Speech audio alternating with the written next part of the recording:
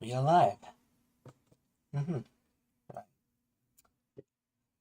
Hello. Hello. Hey, Angie. How's it going? Um, You sound a little tired. You okay? yeah, I just got back from my regents thing. Oh, how'd it go?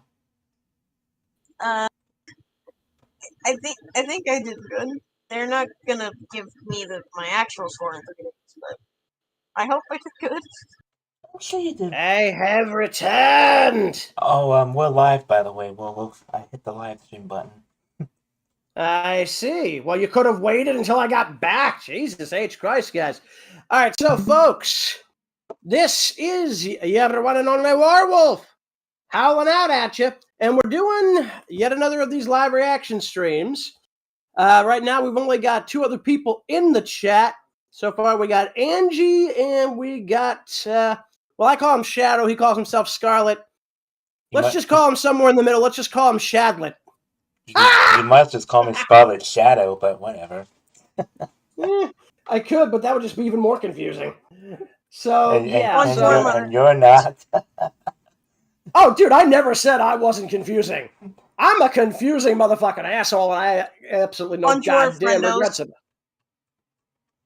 Friendos? What do I look like? Somebody from Five Nights at Freddy's? Not a fan of that. I was gonna say bonjour, motherfuckers, but I don't want to.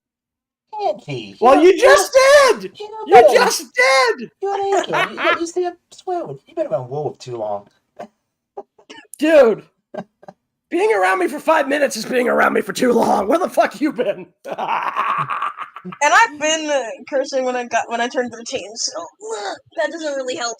No. Anyway, so as I was saying, we are getting ready to do a live reaction to what is honestly, to my opinion, probably the single weakest episode of the series for Helluva Boss. Now, anybody who has followed the live streams that we've done reacting to these other ones, I've said this before, I think out of season 1, Cherub is probably the weakest of that season.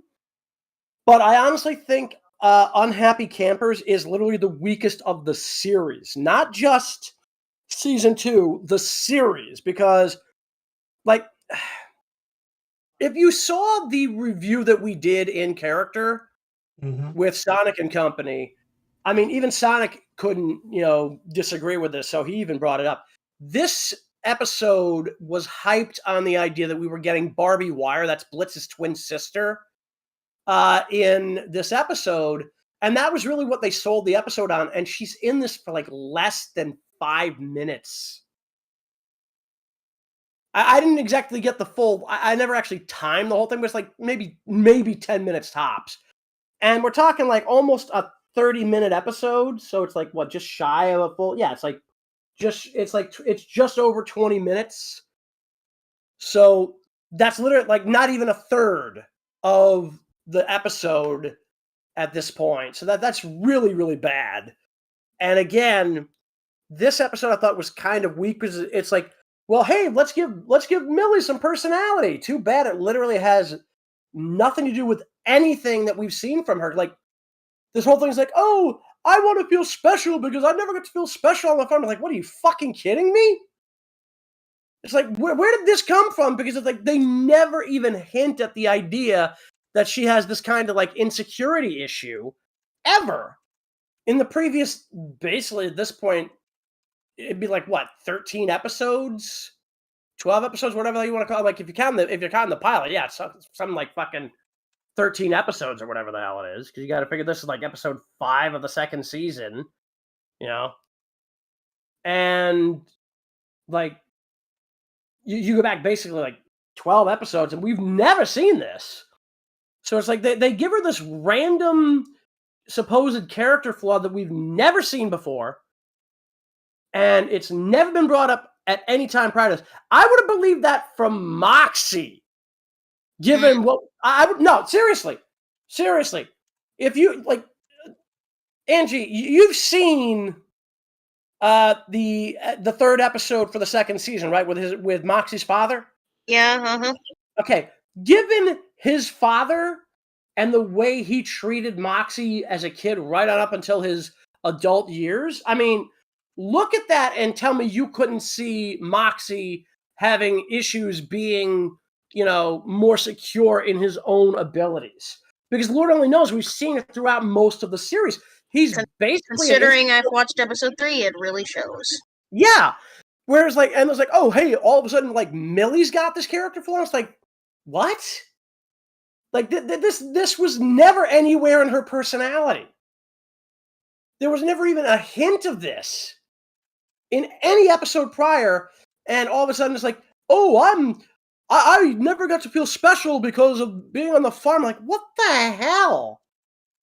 Like, it was clear that... it was clear that Joe and Lynn, her parents, fucking dote on her.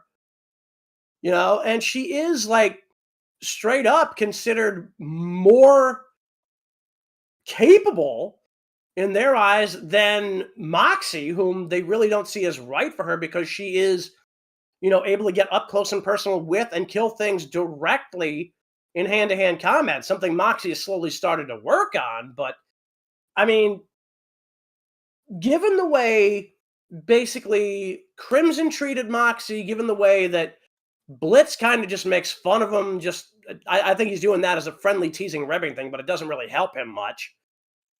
Either way, it's like, if you had told me this was just part of Moxie's personality, yeah, that would have made sense because we've seen that established literally as far back as the pilot episode. Never mind just the first episode. We've seen it as far back as the pilot. I mean, he was ragging on Moxie even back then. So, I don't know, it just... This whole thing, like, Millie feels like she needs to be validated after literally being the single most cheerful and happy-go-lucky member of the team who never had confidence issues.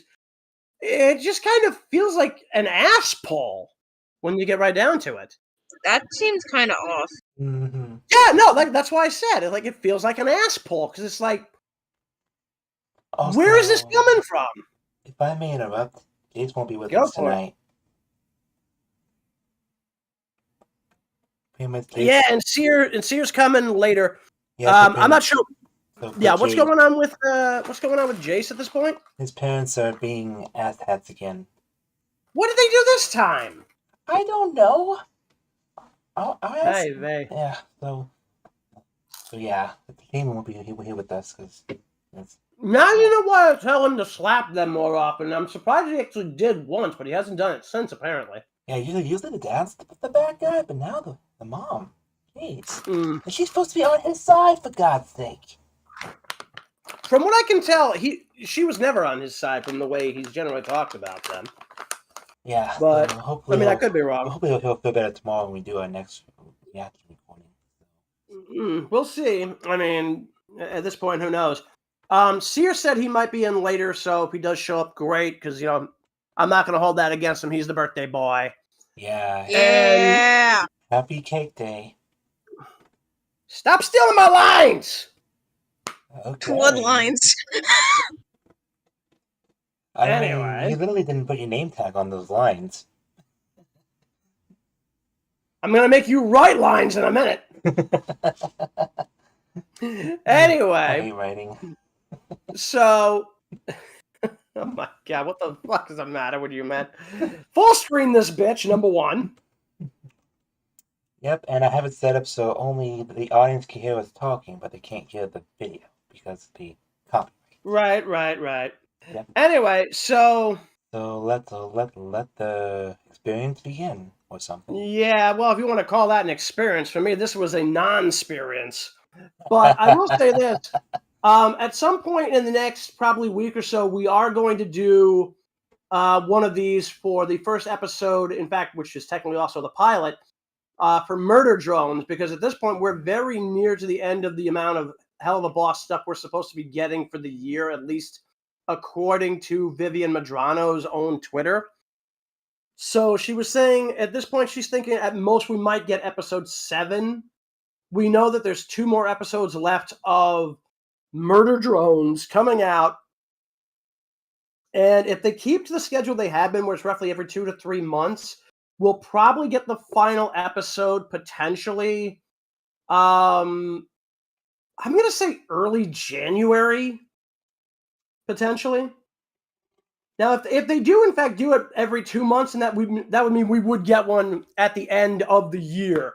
We just don't know if we're going to get a second season, because at this point, we have no clue if there's going to even be one. Say that you fell down. Yeah. You think about who you're talking about here. It's Blitz. Oh, It's lava always lamp a chest. one. Yeah, lava lamp stomach. Oh, stomach. Yeah. Yeah, dude, look at where the shirt is. That's his goddamn stomach, okay? Mm. So, yeah, and this is the second lava lamp style design we've seen. The first one being Queen Beelzebub. So. Yeah, she really makes that work, apparently. Mm-hmm.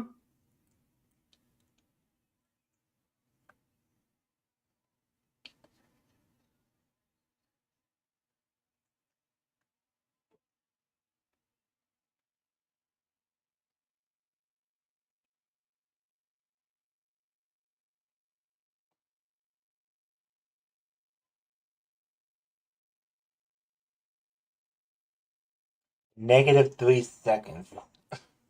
I mean, to be fair, it kind of makes sense. It's basically the same as saying if you're not out of here by yesterday. Oh, yeah, it makes sense. Yeah. Wait, they never replaced the eels in that tank? I'm going to assume after the last time, he didn't want to risk it.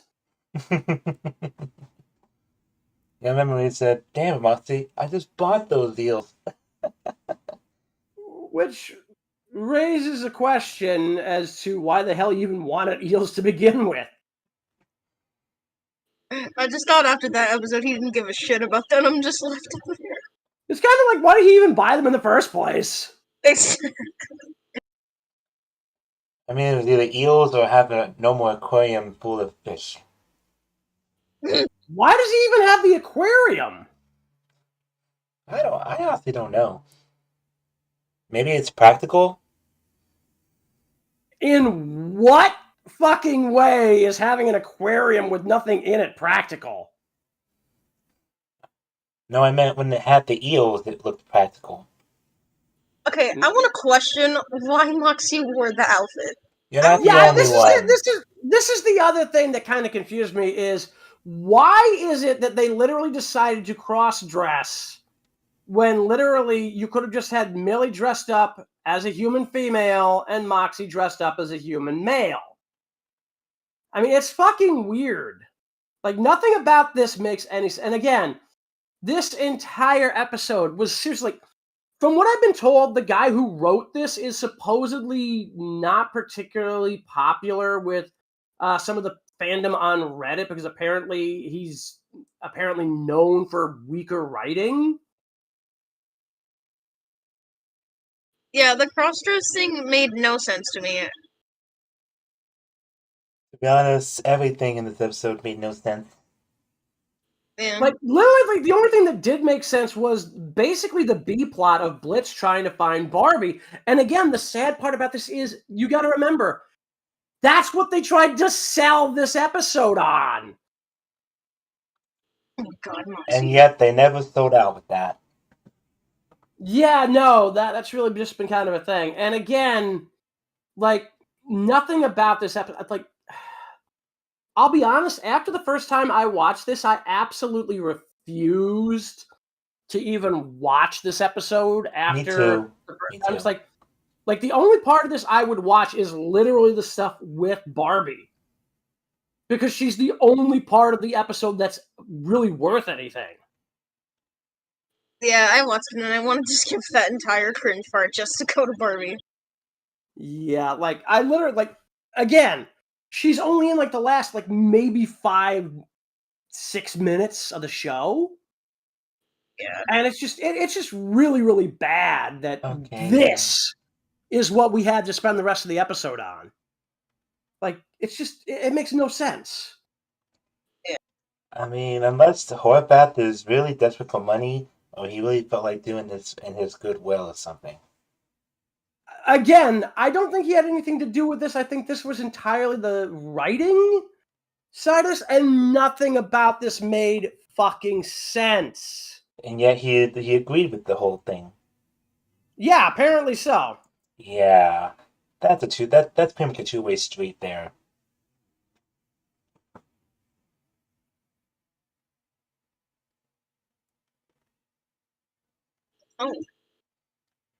Oh, he's got good dental. It's a good thing that kid had dental insurance. I just said I hope he's got good dental. Oh, sorry.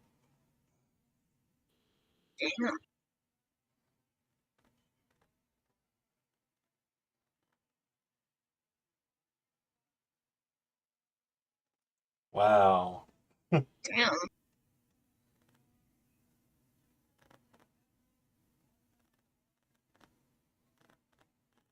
So again, this is like one of the few times in the episode that we probably would have had anything resembling a decent amount of stuff, which is basically just...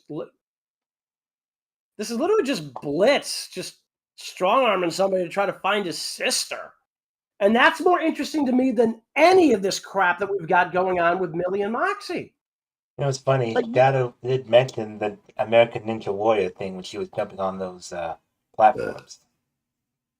Yeah, I think he did, and I don't really disagree with him on it. Like, I could see where people could get that idea from, but again, it's just like, this is not what should have been the A-plot. At best, at absolute best, this should have been the B-plot.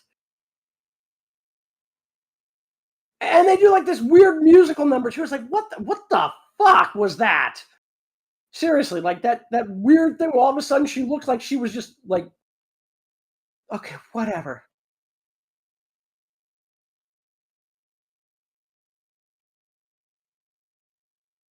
Or that they're mostly trying to appeal to the teen audience of this. No, I don't really think that's what this was. This was just fucking stupid. Like, this was just some random things. Like, hey, we got to give Millie a personality because people have been complaining about it, so let's just give her this as a personality. And then it literally comes off in, like, the single weakest episode of the show. Because it's like, literally, you got a character singing about how plain she is. Meanwhile, literally everybody in the fucking camp is treating her like a goddamn rock star.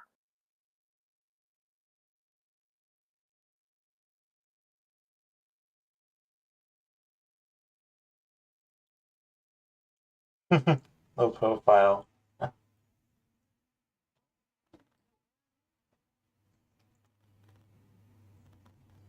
Jesus Christ. I'm surprised. So if I remember right, one of the upcoming episodes is going to be revolving around Halloween. Well, it's themed around Halloween. The episode, according to the list, because we got a list of actual episode names coming up, I forget what they all are, but one of them is literally called Ghost Fuckers. And like I'm telling you, that's got to be Halloween themed, if not set on Halloween itself.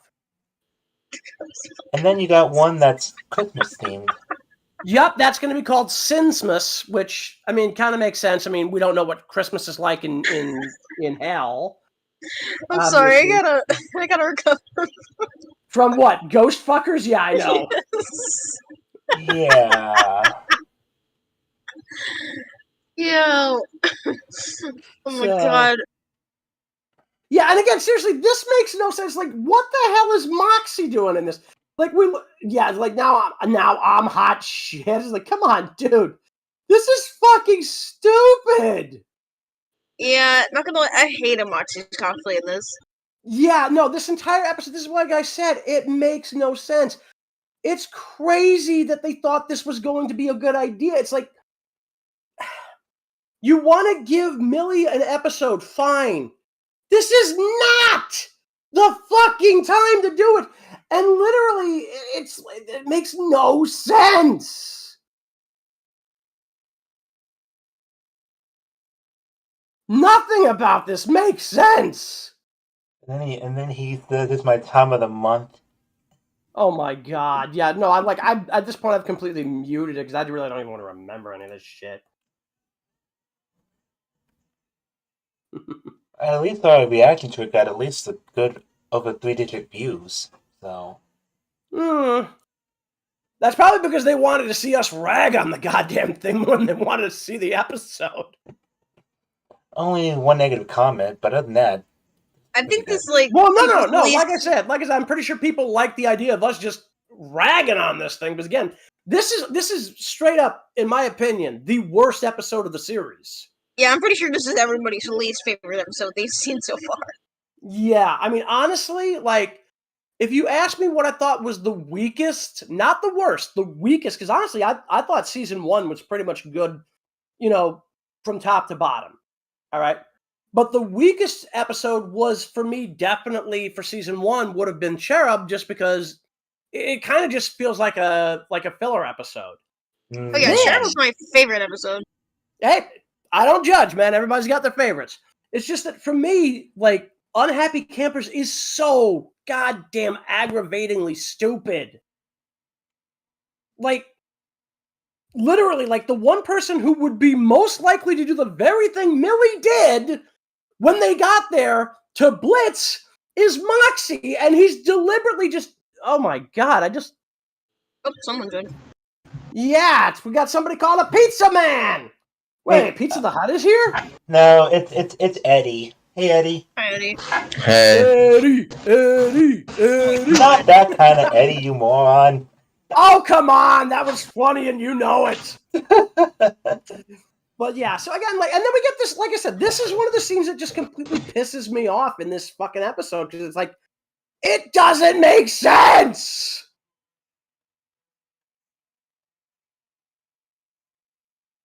By the way, now this was the first time we actually get to see one of these in action. They've been hinting about this since episode 1 of the second season. That's the Asmodean crystals. He literally threw that guy in the trash can. No, he just kind of dropped them. But yeah, either way. Okay, I still think the name of the camp is very specific. What, Millard? Yeah, because you had Millard and Maxine. It's like, give me a break, guys. Oh, not this again. Yeah, it's just one of those things. But again, like I said, this is why I think this is arguably the worst episode, period, of Helluva Boss. Because when you get right down to it, it's got nothing else going on. It's like, if this is all we've got, like, god damn it, this was the A plot of the show. Why? And pretty much 0 Luna lines. Yeah, but again, I mean, this was planned out well ahead of time, so despite the apparent rumors regarding the death of Billy Kamitz, who she was dating at the time, I mean, again, first off, our condolences go to her and to his family. But yeah, I mean, that's just the whole thing. I mean, he had a long career ahead of him, too. Yeah, I mean, he was not very old. I mean, he was probably like, I don't know, early 30s. I mean, I think it was like mid-20s, late 20s. Wherever, like I said, at the latest, I think he was fucking, early 30s, and I have no idea exactly where he was age-wise anyways. I'm not sure where Erica is either, but there you go. Yeah, sadly, she deleted her Twitter. Or, as they call it, her X. Get it? No, you can still call it, oh, fuck off, man. That was horrible, and you know it. Wasn't Hey! whatever. Prankster back. Huh, I could have sworn she went to go pull a prank and then come back. Mm. Oh, damn! Oh, hi, Lila. I gotta admit, she has a nice human form. Yep. Swink! Swink. Hi, Lila. Hi. I mean, we're not talking about Twinkies here, so...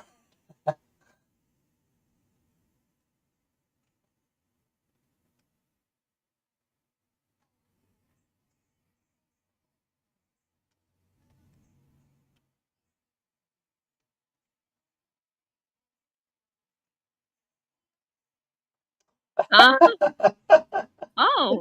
Yeah, like it's very bizarre that like literally like the single most interesting fucking thing of this episode isn't even the A plot.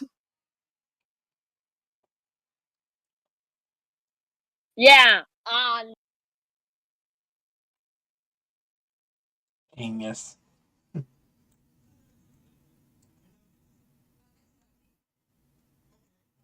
Oh, come on. Seriously? What? And again, the fact that that works is just disturbing. Not even disturbing. That's I disgusting. mean, the teenage mind is sadly easily seduced. At least It's that's sad because it's true. I mean, it's kind of my opinion. Don't read off of it. That's my opinion on the matter. And here comes her true form. And the irony is, she is the first imp that we've seen that actually has a human disguise. Yeah. I mean, the crew have basically been coming up with disguises that are basically like paper thin, but she actually has a straight up magical disguise. Okay, dude, why is he not fucking using a goddamn gun? He's literally the sharpshooter of the fucking team. I don't know.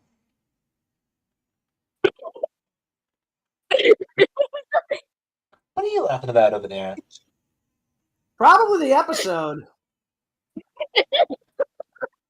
I mean, sure, the episode is kind of a joke, but it's not a dumpster fire.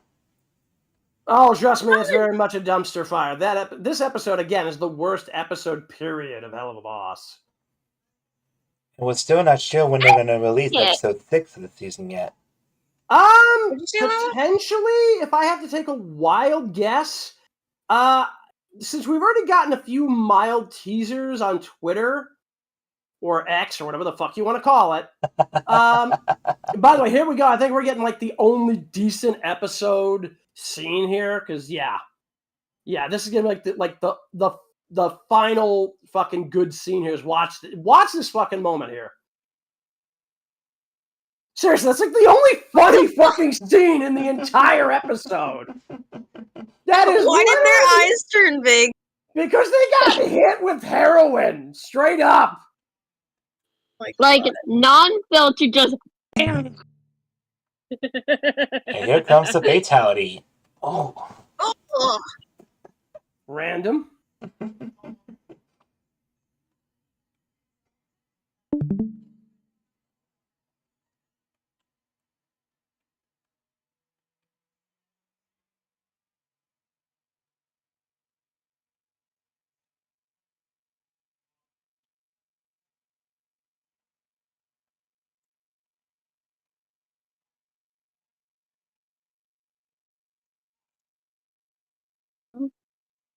I felt kind of bad for Blitz in this one, I'm not gonna lie. We all do.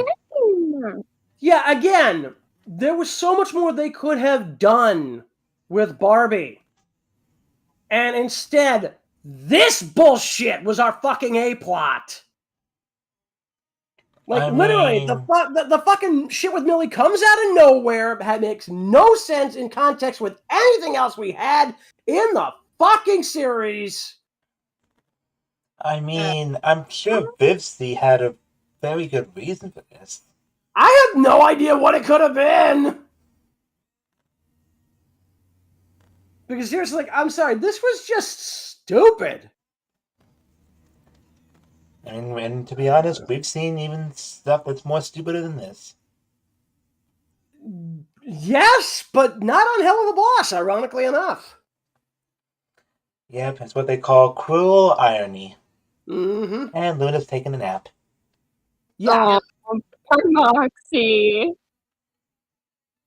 Yeah, but seriously, like, straight up, I've said it before, I will say it again. This was the worst episode, period, of Helluva Boss. I have enjoyed every other episode, even Cherubs.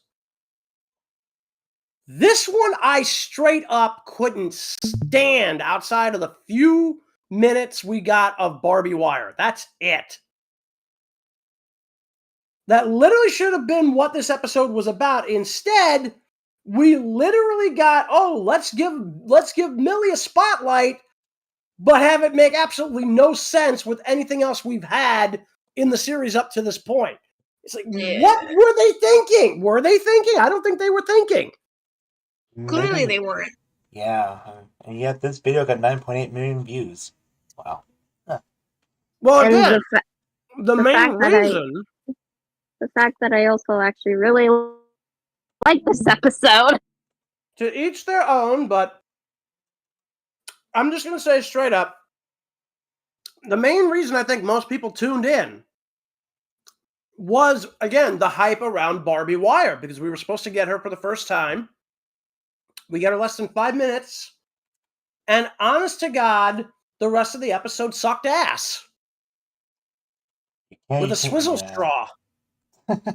You can't sugarcoat it any better than that, even if you tried.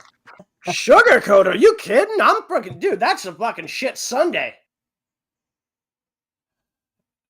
Yeah, I don't want to guess what the fudge is on that Sunday is. I don't think you have to. Anyway, by the way, not every Sunday has fudge on it. Anyway, either way, episode 5 of season 2. Honest to God, who the hell was that? What? Somebody popped in and then left. Did you see who it was? No, that's why I was asking. I think it was Ika, but I think she realized we were live streaming. I'm pretty sure that's what the announcement was. A live stream. Maybe she didn't. Maybe that person didn't see the announcement. I don't know. I mean, we are in the streaming room, so that should have been a hint. Hmm. You know, Oh, it was her! Huh. Hopefully she'll come back, because, I mean, the more the merrier. Well, give her a poke and have her come back in. I don't care. Because we got like 2.5 hours. So Yeah. I'll give her a poke. So, yeah, no, but, when you get right down to it, this episode sucked. This episode just straight up sucked. And, like, I know when Sear gets on here, I don't know if he's going to agree with me on this or not, but, of course, I don't know if we're even going to still be doing the stream by the time he gets on here, depending entirely on... Give him a buzz, by the way. See how close he is to coming back as well. Alrighty. Knowing him, he probably might. I mean, I'm just a sucker for any summer camp, like, A episodes sucker? or shows. Really? That's when we use... You're not a lollipop. I'm not a lollipop. Anyway, Jesus Christ. has nothing to do with this conversation or this show. Yet. God damn it, guys. What's God gonna do with this? I have no idea. Then why'd you say it then? No, that was Angie, not me. Okay, then Angie, why did you say it then? Because I beat her to the punch on a line there. So. You always beat everybody. And Aisha said she could join for like a few minutes, so he that's fine, to say hi to her. And I just got a message from Sear. He says, he said, Sear says, my Nana is apparently staying over, so I'm going to have to get her, but if everything goes smoothly, I should be in soon. Okay. Okay, cool. Cool. Hang on a minute. I mean, he is the birthday boy, so I'm guessing... Here's Ika. Ika! Hi, Ika. Hi. It's Ika. What's up? Oh, Ika. Yeah, Ika. Right. And you guys rag on me for getting your name wrong. Hey, at least we have the excuse of the fact that we haven't actually been around at a stream with her for God knows how long. Yeah. Yeah, it's been hard, but I'll try to get into some videos. It depends on the timing and what her schedule is. I'm back. Wait, are you back in black? No. He's back, but is he front? Oh, makes sense. I was trying to make an AC/DC reference. And I pretty much broke my guitar string on that one.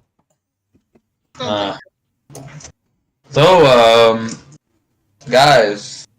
Wait, are we still streaming or? Yeah, we're still streaming. We're still live on the YouTube network. Oh, okay. I was gonna about to get on another topic, but never mind. It's like something out of the so YouTube, I don't want to YouTube network. Is anything like the USA network? Maybe. Yeah. See, welcome to the YouTube network. Our algorithm sucks. You say that like it's news. I'm just trying to be hysterical. It's not working. You're failing. You're really failing on that one, man. Yeah. Like, dude, I know I rag on you this all the time, but like, dude, I rag on you because your jokes are bad. When your jokes are good, I'll at least give you credit for them. Yeah. And yours aren't? Oh, no, dude, here's the thing. I have never pretended mine aren't. That's the difference between me and him. Thank goodness I don't have. I do it just to amuse myself because I don't give a shit if nobody else but me laughs at it. Just curious. Anyone have any predictions on what season 2 episode 6 is going to bring us? Like, wait a minute. Wait. Just curious. George? I am not a monkey. I could be a monkey's uncle, but not a monkey. But that would still make you a monkey. In order to be a monkey's uncle, you yourself have to be a monkey.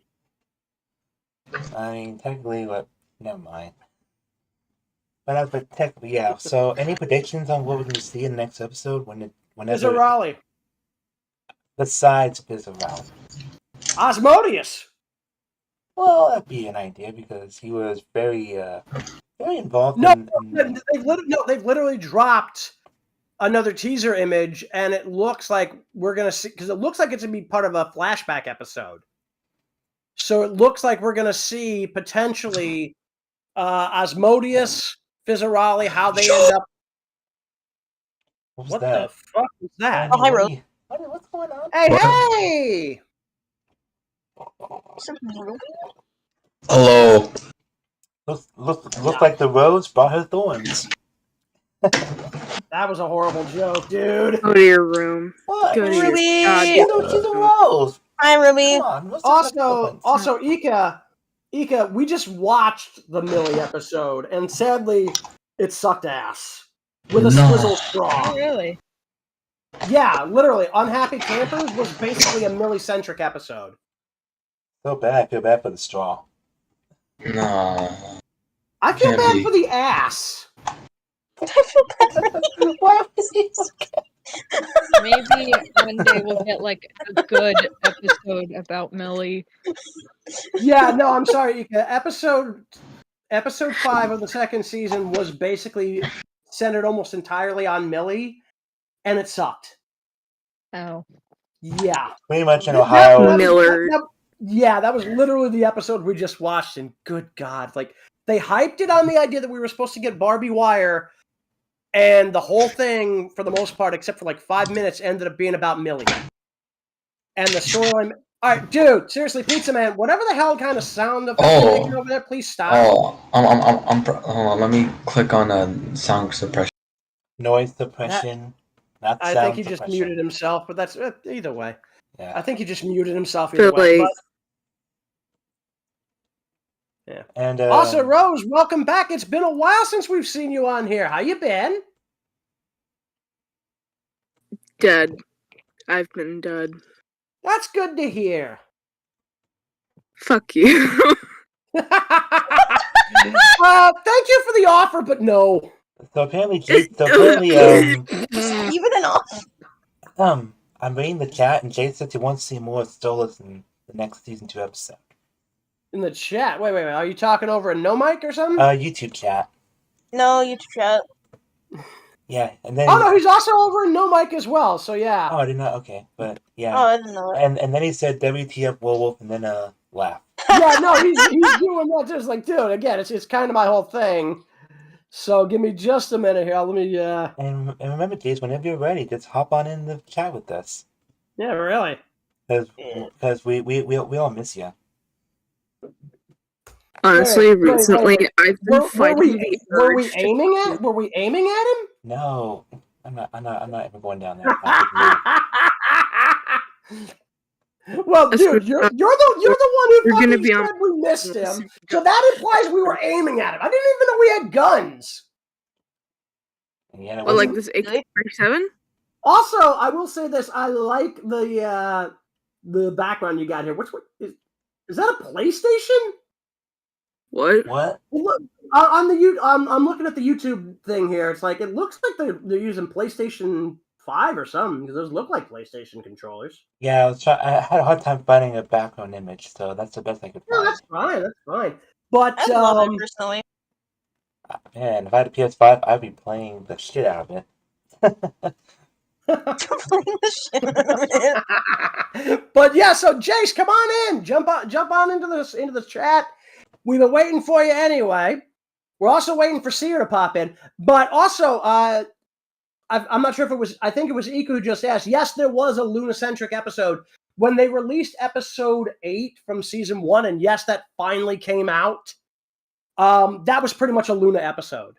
It also introduced us to another of the 7 deadly sins, specifically Beelzebub, who is in fact a woman in that episode, and voiced by Kesha.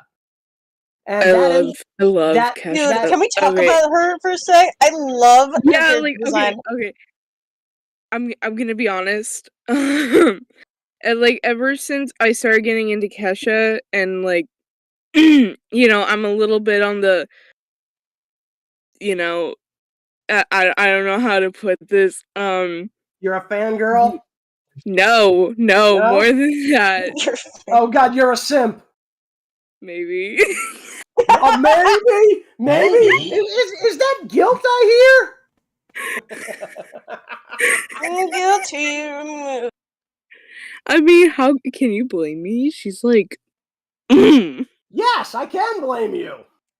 Shut the fuck Yeah, sorry. up before I beat Yeah, sorry we didn't have you for the reaction as Tails in that one.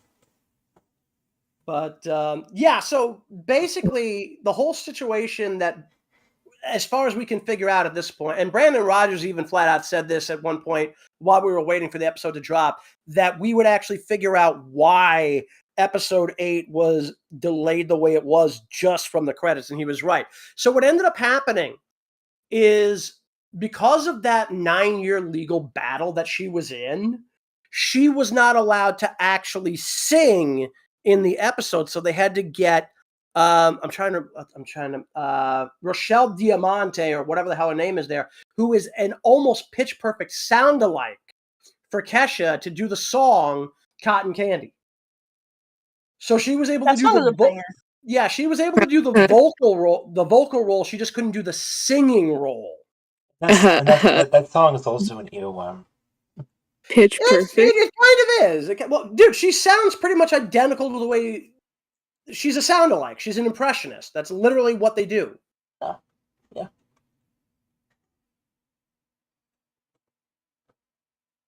So, all right. So, Ika, the reason why is because they promised that at some point they were going to drop the episode once they actually had cleared the legal issues, which ultimately they did. Also, you can unmute yourself, Ika. Also, Jayse, welcome to the party. Hi, Jayse. Yeah. So, Yep. Now the party has all the hell it can use. So yeah. So we just got done watching the worst episode of Helluva Boss. Yeah, I fucking know. Honestly, I feel like Moxie having a narcissistic, personality because it just see, I can almost understand it because again, the guy has confidence issues. So yeah, but it's like this whole thing with Millie going, "Oh, I never got to feel special." I'm like, what the fuck? Like, again, nothing about this episode's writing made any sense when it came to the A plot. Yeah, I was like, what the fuck do you mean you never got to feel special? I mean, like, she was literally banned from the Pain Games because she was too good at it. Yeah. Sorry, we don't let pros in here. Yeah, I guess so, for that she would school them all. Well, no, because remember, this is the Harvest Moon Festival. Literally, her mother says, "Yeah, the last time that you were in the event, there were 14 different killings," and she's like, "Yeah, but I only caused 9 of them." But yeah, you literally caused the fucking vast majority of them. I know. I heard her. So yeah, again, personally, I really think that this was not the time to try to do a Millie episode, and the way they did it really did not help. If anything, I think it damaged both Moxie and Millie's characters because it didn't make any logical sense. The fact that they hyped this on getting Barbie for the first time, and then literally we get her for only 5 minutes, and again, everything else is all just about Millie, and they've done it in like the weakest way possible. It's like, dude. Well, here's the thing: it's also like Millie and Moxie, right? But again, it mostly shined the light on both of them. Well, for the most part, you got to remember, like, Millie did take up like 80% of the episode because of how popular her Millard persona was, and yeah, then how like fucking Millard. Yeah. It's just like okay, okay, I'm gonna be honest. When I was younger, wait, you're going to be honest now, so you were lying before? Shut the fuck up before I never ass. I swear to God, my patience is thin. Okay, but I'm gonna be honest. When I was younger, I used to go to camp, but like I not like normal camp. I went to Christian camp. Okay. Even though it wasn't Christian, and it was the only camp that we could afford. Aww. Let me guess, it was free. No, it was actually cheaper than most of the other camps that were, Huh. Alright, well, there you go. But but I was like kind of like the only youngest out of the middle schoolers. Okay. And like you know how fucking the girls were like so attracted to fucking Millard, Millie's persona. That's literally how it's like in like fucking camp all the fucking time. Especially when you're like in middle school and like girls are, hormones and shit. If you're a girl, if you know this, you know it. It's so similar. It actually kind of like made me look back at like Vietnam flashbacks from camp. Just looking at that So camp at Nam, got it. That is dark. Very dark. You're driving me to the point that I am going to actually strangle you, and I will not regret it. Okay. Try it. I'll box your ears so hard your eyes pop. Come on, guys. We're friends here. Let's just tone it down a bit. Come on. Nah. He's gonna be next on my list. Okay, come on now. Seriously, we're all friends here. Let's just tone it down a bit. We're all friends. Yeah. Well, see, here's the thing. You're made of pizza. You're not my friend. You're my food. Okay. Very funny. Not funny. That's cannibalism. Pizza, bro. How is that cannibalism? He's literally a pizza. Yeah.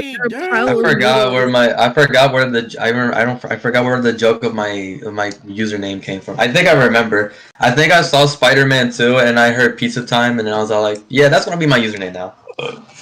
See, like I always thought it was a reference to Pizza the Hut from Spaceballs. Because he was literally. Yeah, dude, Spaceballs is. I grew up on Spaceballs, dude.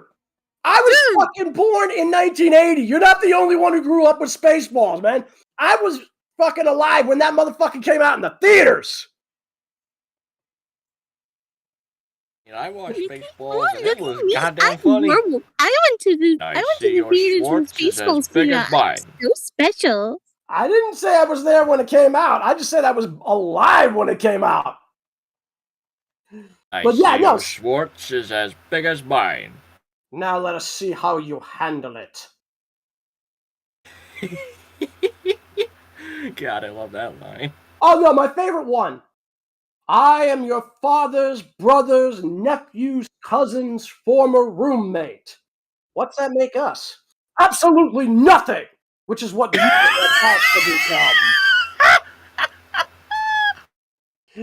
Yeah, dude, Spaceballs was great. And the irony is That thing probably could have made movie hand over fist, except for one thing.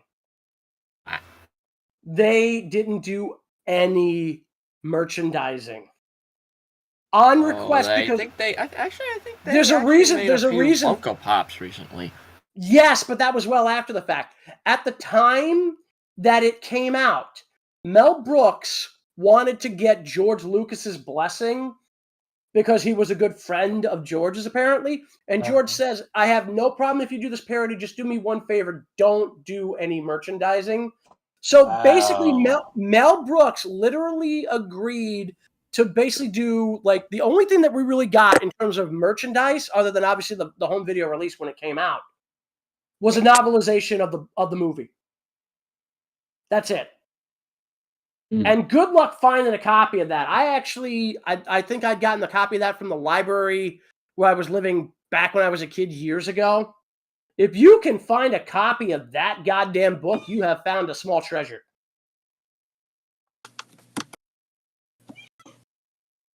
Because the funny thing is, by the way, you know that scene where they get that copy of Spaceballs, the movie, while they're in the movie? They replaced that with a scene of them discussing the book. So they went very meta with the novelization. Fascinating. I am with my cat right now. Oh, kitty cat. I have a dog on my bed. I have. Cool. Well, it's actually a puppy. Aw, even cuter. Well, a puppy is still a dog. So I might be a grandma. Yeah, but like I just wanted to like clarify how small it was. So, Again, Well, I know you're kinda- no excuse, but try. For a big cat. Yeah, you're my little petite mama. Oh yes. Hello. I wonder if there's a thing called overspoiling your pet. Probably. there is. So Well, here's the thing. I apparently when I was in Maryland visiting my boyfriend, someone let her outside more than once. Oh boy. And I don't know who the father is. No. Aww. Oh, my little chain smoker, yes. You got a cutest chain Please smoker. tell me Smoker. Please don't do Come that. on, please. What? You're not actually trying We to call get her cat that cigarettes. because when she meows, she has a very raspy meow. Oh, Like thank you would, God. like Oh, how a that's smoker meow. would. Okay. Okay, so it's just the way she sounds naturally. The idea of anybody who's actually trying to give cats cigarettes was just disturbing. Like cat cigarettes? What the? Yeah, she's smoking catnip. You know, the sad part is that basically is just pot for cats. Literally. If you say so. No, I'm not even kidding. Have you ever seen a cat on catnip? Yes, No. I have twice. No. I'm talking the shadow here, dude. I think Literally, when a cat is on catnip, they are they're stoned, man. This is literally the equivalent of a cat smoking pot. Oh yeah, last time I've seen that was when my aunt had 2 cats when they were alive. When I was a little kid. So I've seen that. I miss them so much. They were very nice cats. Yeah, I had cats. I swear to God, for the 2 cats that I had, like the last 2 that I had, despite the fact they were fat as fuck. Thank you. Thank you for the kisses. Yeah. Thank you. Rose, chill. Anyway, What? I'm trying to talk cat. You're talking about his cat. Yeah. So anyway, the 2 cats that I had where I last lived before I moved here, right? For as fat as they were fat fuckers. But that's because aside from the fact that they were very well fed, they were also very good at hunting mice. These fuckers were goddamn ninjas. I swear to God, like I would go downstairs. This is like a 2-story, technically 3 if you count the attic that nobody went into. 2-story fucking farmhouse, right? I would come downstairs to go make myself some iced tea or something. Cat sitting over in the living room, you know, on this one chair that, you know, all the pets absolutely loved. And like she would just watch me as I go by and go like, hey, how you doing? make my iced tea, get around the turnaround, and holy shit, she's literally 2 feet away from me. Sitting there going, hi.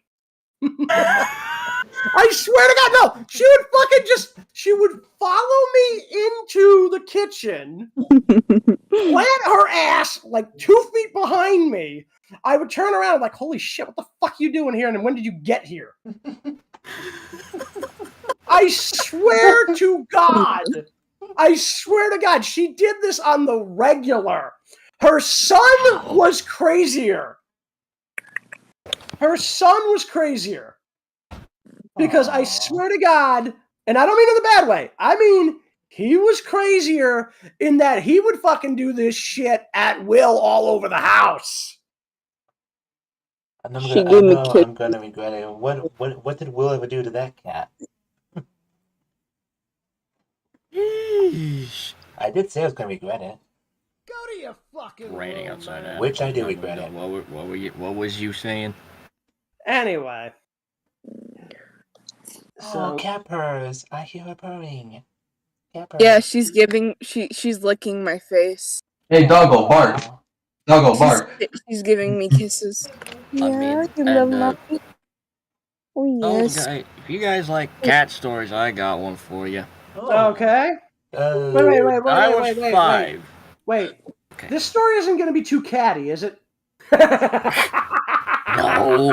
But it is. But it does involve involve a part of my childhood. So technically, you're spinning the yarn, like what those things. Can I speak? Okay, sorry. Thank you. You're welcome. Anyways. Damn it, Eggman, Nega. Anyways, That wasn't Nega, that was just me. No, but still. Anyways, when I was 5, I had this black cat which I called Boots, because his paws that went up halfway to his shins with white fur. Yeah. Mm-hmm. Yeah. And this cat was aggressive. I mean, he loved my parents. He hated me. Aha! And you know what he did one day when I went to my computer room? Literally pounced on my head and bit me in the eye. Oh, Jesus! Oh, my God. Damn, dude. Oh, Lord. Black eye for a month. Bad kitty. Bad kitty. What are you doing? Oh, she's laughing at the cat. Okay, I thought she was laughing at Jayce's black eye. It's alright. No, she's sorry. I'm literally like laying on my stomach, and now she's just sitting on my butt. Oh, good grief. Why do you give us those images in our head now? Thanks a lot. She's just sitting on top of me. She always does that. Phrasing! Oh, no. What? Look what you did. It's bad enough. This guy said phrasing on that Sonic and the Black Knight video twice. Speaking of which, again, for anybody who missed this, they have announced the final season of Archer. Oh yeah, I've heard about that. What's Archer? It was a series basically. Think, what if James Bond was a neurotic nerd but also a badass? Oh, I see. Yeah, if you've never seen it. Here's the thing. I know this is probably a bad thing to say, but I like literally watched Arthur when I was Archer. Fuck. Now listen. I'm sorry. My brain is speaking. My mouth is speaking faster than my brain can handle right now. But I've literally watched Archer when I was like pretty young. Oh. Yeah. Even though I probably shouldn't have. And so apparently, in unrelated gaming news, the Xbox 360 store is closing next year. What? Okay, that doesn't really matter to me. I never used the Xbox 360 but store. The good news it was legendary. What? But the good news is, if you still have 360 games on your console, you can still play them. What? No, dude, bro, Halo Reach. No, I need to buy that. No. Well, get it then. You can still play it forever. Yes, you guys can still play them on there. Guys, Just, if you have Steam, you can still get it. yeah. Oh, never mind. Yeah, Steam. Yeah, thanks, Warwolf. Steam. Yep. Huh. Yeah, because seriously, like Halo Reach and 1 through like 4 are all available through the Master Chief Collection. Mm-hmm. Via Xbox Game Pass. Yep. Not even that. Yeah. I'm talking about just straight up Steam. Like I fucking have the Master Chief Collection. I have Reach 1 and 2. I still got to get like 3 and 4. Nice. I really want to play Saint Rose 4. Oh yeah, if y'all want to like look at the new art I did in school, yeah, I'm gonna just post it in art. So Yeah, you do that. There's a new game called Agents of Mayhem that's based off of Saints Row series, but it's an open world game. I'm thinking about trying that when I get time. Holy crap! What? Oh my god! That's fucking dope, man! well, it's not even that special. I'm gonna be honest. Dude, I can't even draw stuff like that. I can't draw detailed shit like that. You guys looking at art. Let me see what you guys are looking at. Alright, chill. Alright. That's not bad. Nice That's not drawing, bad. dude. Thanks. We have an aspiring artist in here. What even is that? Oh, It's literally some dude holding another dude up by one arm. Oh, he's punching him in the gut in the air. Oh, nice. Is that Goku? Yeah. That would have been my first thought too. Yeah, actually. Wait, hold on. It's Super Saiyan 4, I believe. Yeah, it's a shame that the Wait, people no, in that- the stream can't see it. But No, it's not Goku. That kind of looks like. Yeah, that's Goku in Super Saiyan 4. That's not. Dude, then where is the tail? It's UI. UI. Thank you, Ultra Instinct. I had a feeling it was either like Ultra Instinct Omens or just regular Ultra Instinct. No, I was thinking. Wait. So is that Boo or is that Jiren that he's punching? Oh, it's just a character from the manga. I don't want to spoil them. If y'all want me to spoil the villain, then I can. Or y'all just want to wait for. If it's Moro, go ahead. Yeah, it's Moro. Yeah, I thought it was. We're currently using our private recording studio for the stream. Also, whoever said Boo or Jiren. Yeah, that was me. Because initially Get your facts straight. Yo. Get your facts straight. Because first off, Jiren was the first one he ever used Ultra Instinct against. True, but this is not the Tournament of Power. Yes, I know, but again, look at what's on the back of his head. You tell me that couldn't have looked like the fucking thing on Boo's head? No, that does not. I know it's not, but oh my god, you literally missed the point. Moving on. Oh yeah, I was thinking of rereading. No, because I already read like a bunch of like Spider-Man comics and like Goku manga stuff. I was thinking of reading IDW Transformer comics. Good luck, actually, because they've lost a license for that. Actually, if you want to read any of that, you better start getting the collections off of Amazon before they're gone. Oh crap! All right. Just curious. How they lose the license? Wait. Hang on. I got a call coming, and I'll be right with you. All right. I love the IDW comics, so the designs for the Autobots and the Decepticons are just they're so good. All I heard, oh yeah, you go, Chaos. I still need to see that new Spider-Man movie that was in theaters. Across the Spider-Verse. Yeah, that is an awesome movie. I finally saw it yesterday. I gotta say, mad respect for Miguel though. It's still in theaters, right? I've seen it in theaters. I haven't watched it yet. Thanks to a family member. I'm hoping to a certain family member, I got it on DVD early. Okay, who got what early? I just got back. He got Across the Spider-Verse on DVD. I will say this, by the way. Anybody here who hasn't already seen it but was planning to go see The Last Voyage of the Demeter, don't. Oh, trust me, I'm not gonna go see it. It's not my kind of film. Well, it's literally designed to take a very small section of the original novel Dracula and try to turn it into like like a 2-hour plus movie, and it sucks. Oh, I think I heard of that. Yeah. Yeah, dude. Like again, I went to go see it because our theater usually will get like anything they get.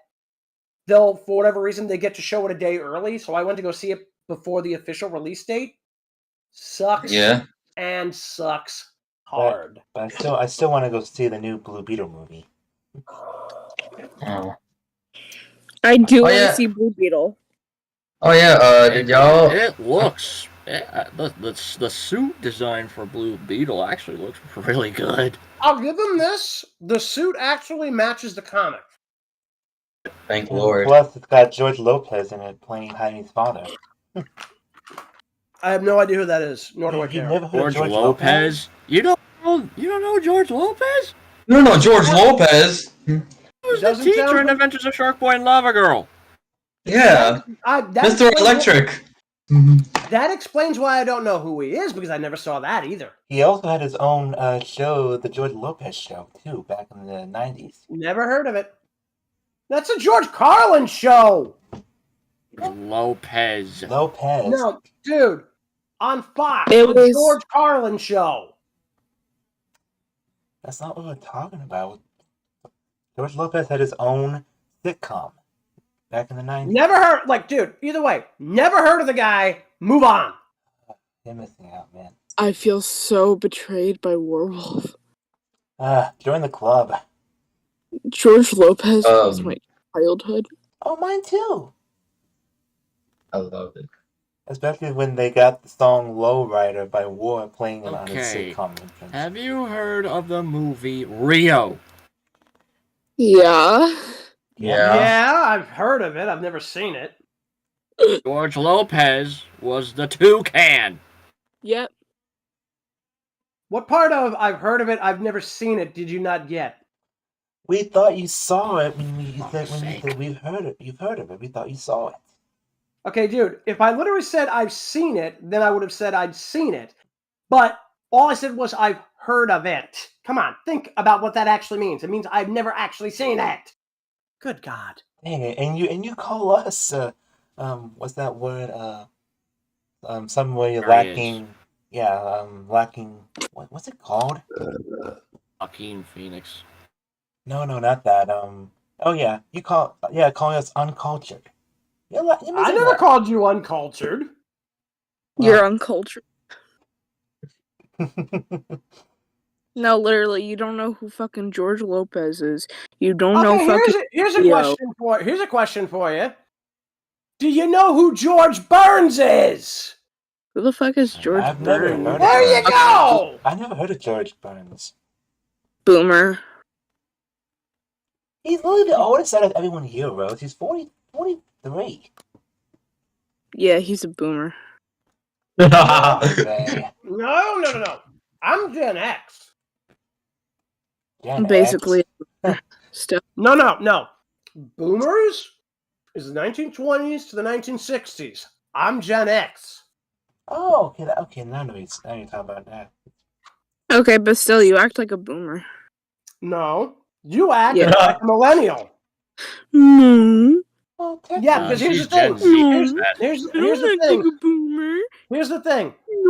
Only a millennial would call somebody a boomer for not knowing something they know. Okay, good question. Mean, I never would call you a boomer.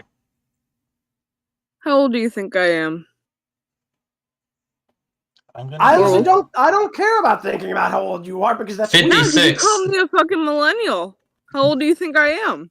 56. Eddie. Not funny.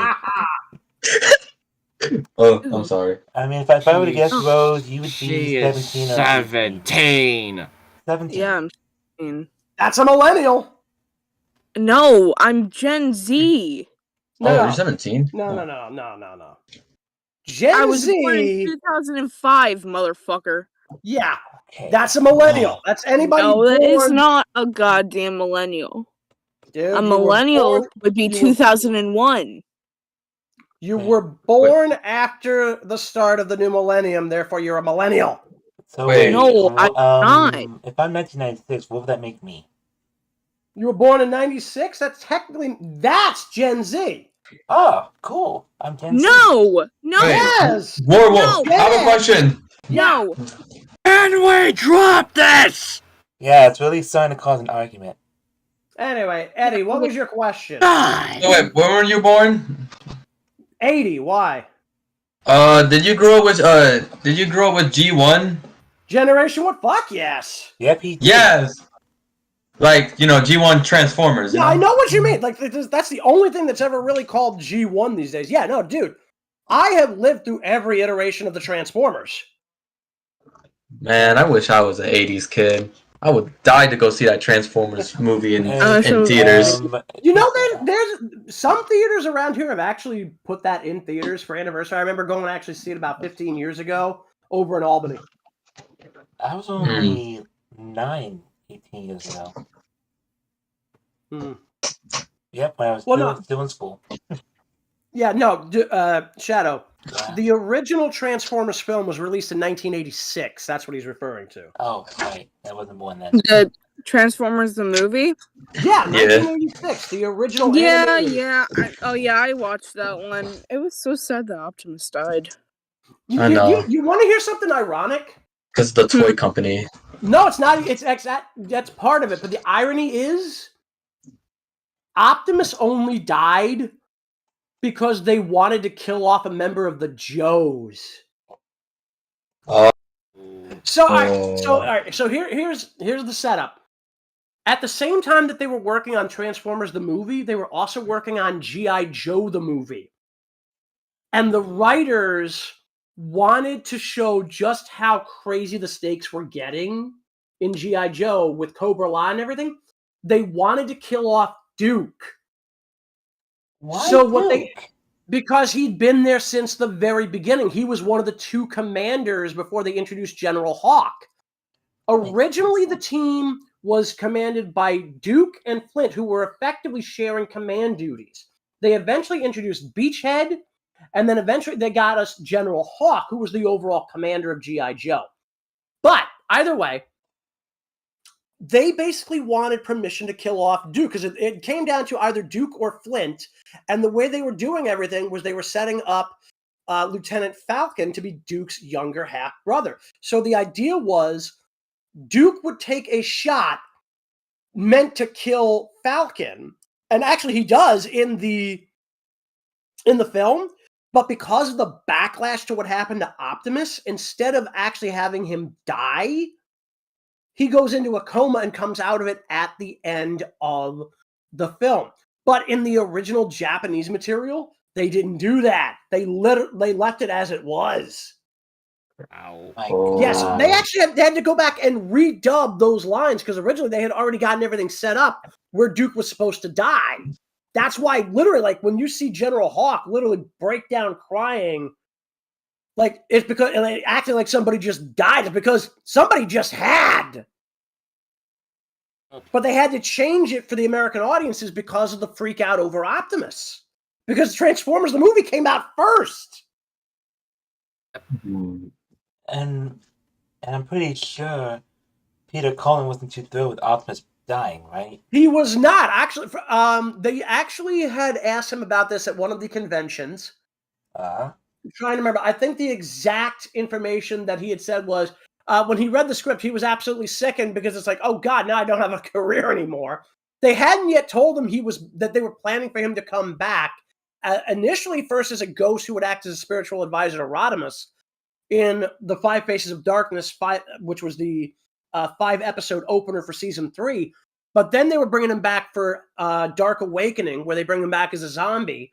And then at the end of the season, they brought him back for good. Oh, I'm glad they brought him back for good. Yeah. Mm-hmm. Because he's Optimus freaking Prime. Well, here's the other thing. Here's where it gets crazy. Oh boy. In the U.S., they were supposed to do a 4th season, but for whatever reason, they decided to cancel it. So that was where we got the 3-part episode, The Rebirth. But in Japan, they never did The Rebirth. They never aired that. They did their own Japanese exclusive series called The Headmasters. Oh. Get this. They killed Optimus off again Oh, not again. They brought back Rodimus, but then eventually had him go up to look for a new planet for the Autobots after the Decepticons blew Cybertron up. Mm-hmm. So what ended up then happening was Fortress Maximus became the leader of the Autobots for a while. Ow. Yeah. And then here's the weird thing. In Japan, you know how in the US the headmasters are basically supposed to be humanoids who have like these exosuits that enable them to transform into the heads of the robots, right? Right. Yeah. That's not what they did in Japan. In Japan, the headmasters are literally smaller robots who abandoned Cybertron while the war was going on. The planet they were going to land on, they never made it to. They landed on a planet that for some reason they decided to call Master. Don't ask me why. And the climate and weather was absurd. So they had to build these larger bodies for themselves that they called transtectors. And they would just transform into the heads of these things and just manipulate them. Speaking of which, I still need to make time and watch the Rise of the Beast on Paramount Plus.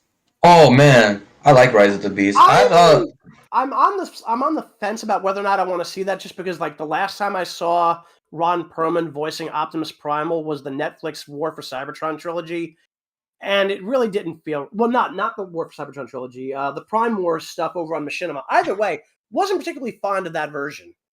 Oh yeah, bro. I even for Rise of the Beast, I bought the Studio Series Optimus Prime. It was a hassle to get because every time I looked on Hasbro Plus, this thing would always be sold out. So I got lucky. There must have been a lot of fans that love that stuff. Oh yeah. Sold out much. I want to get the Studio Series 86 version of Optimus because that's based on the original cartoon design. Oh shoot! If they announce that. No, it's already a thing, dude. He was one of the first ones they put out. Take care, Rose. Have a nice cat nap. See you later, Ruby.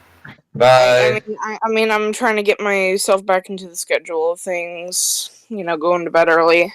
Well, school is coming back soon, so. Yeah, and I'm gonna have a job, so. Well, there you go. W. Nice. Get that income starting. Well, yeah, but like, car hop at Sonic. Huh. Cool. Well, and hopefully at some point we'll see you back on the videos again soon, too. Yeah. Yeah, just text me, you know. Oh, will do.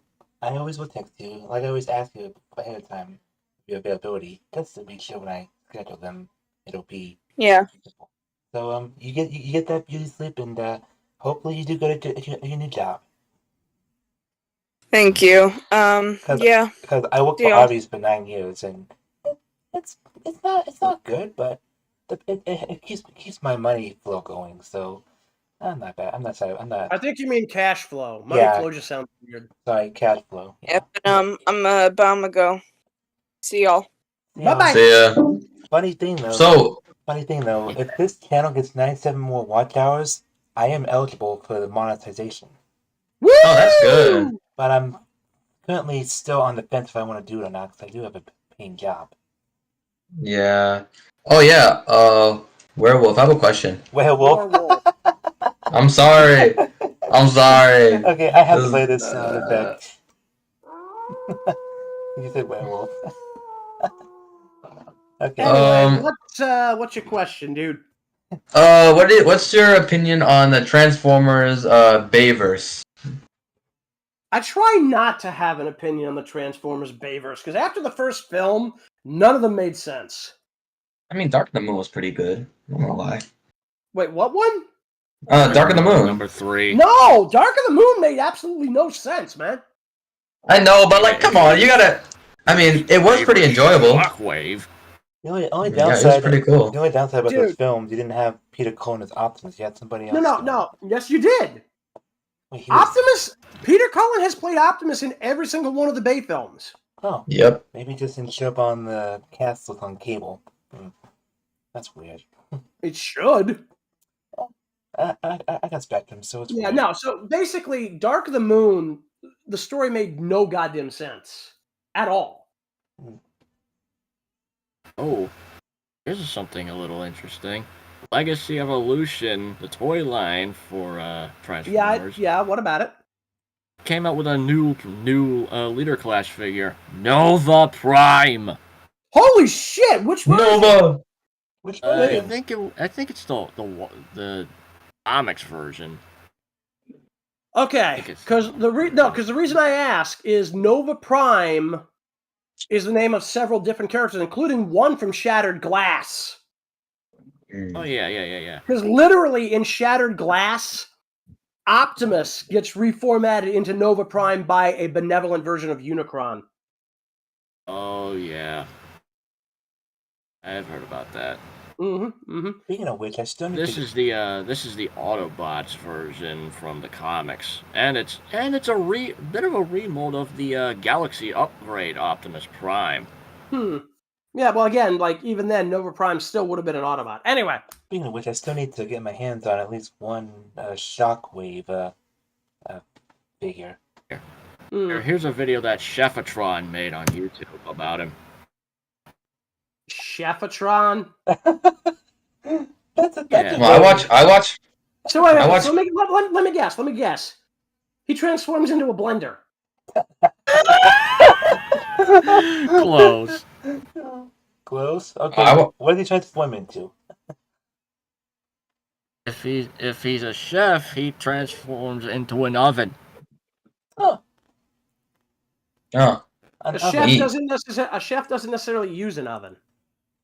He uses a spatula. But if their meals require baking for a few minutes, but yeah.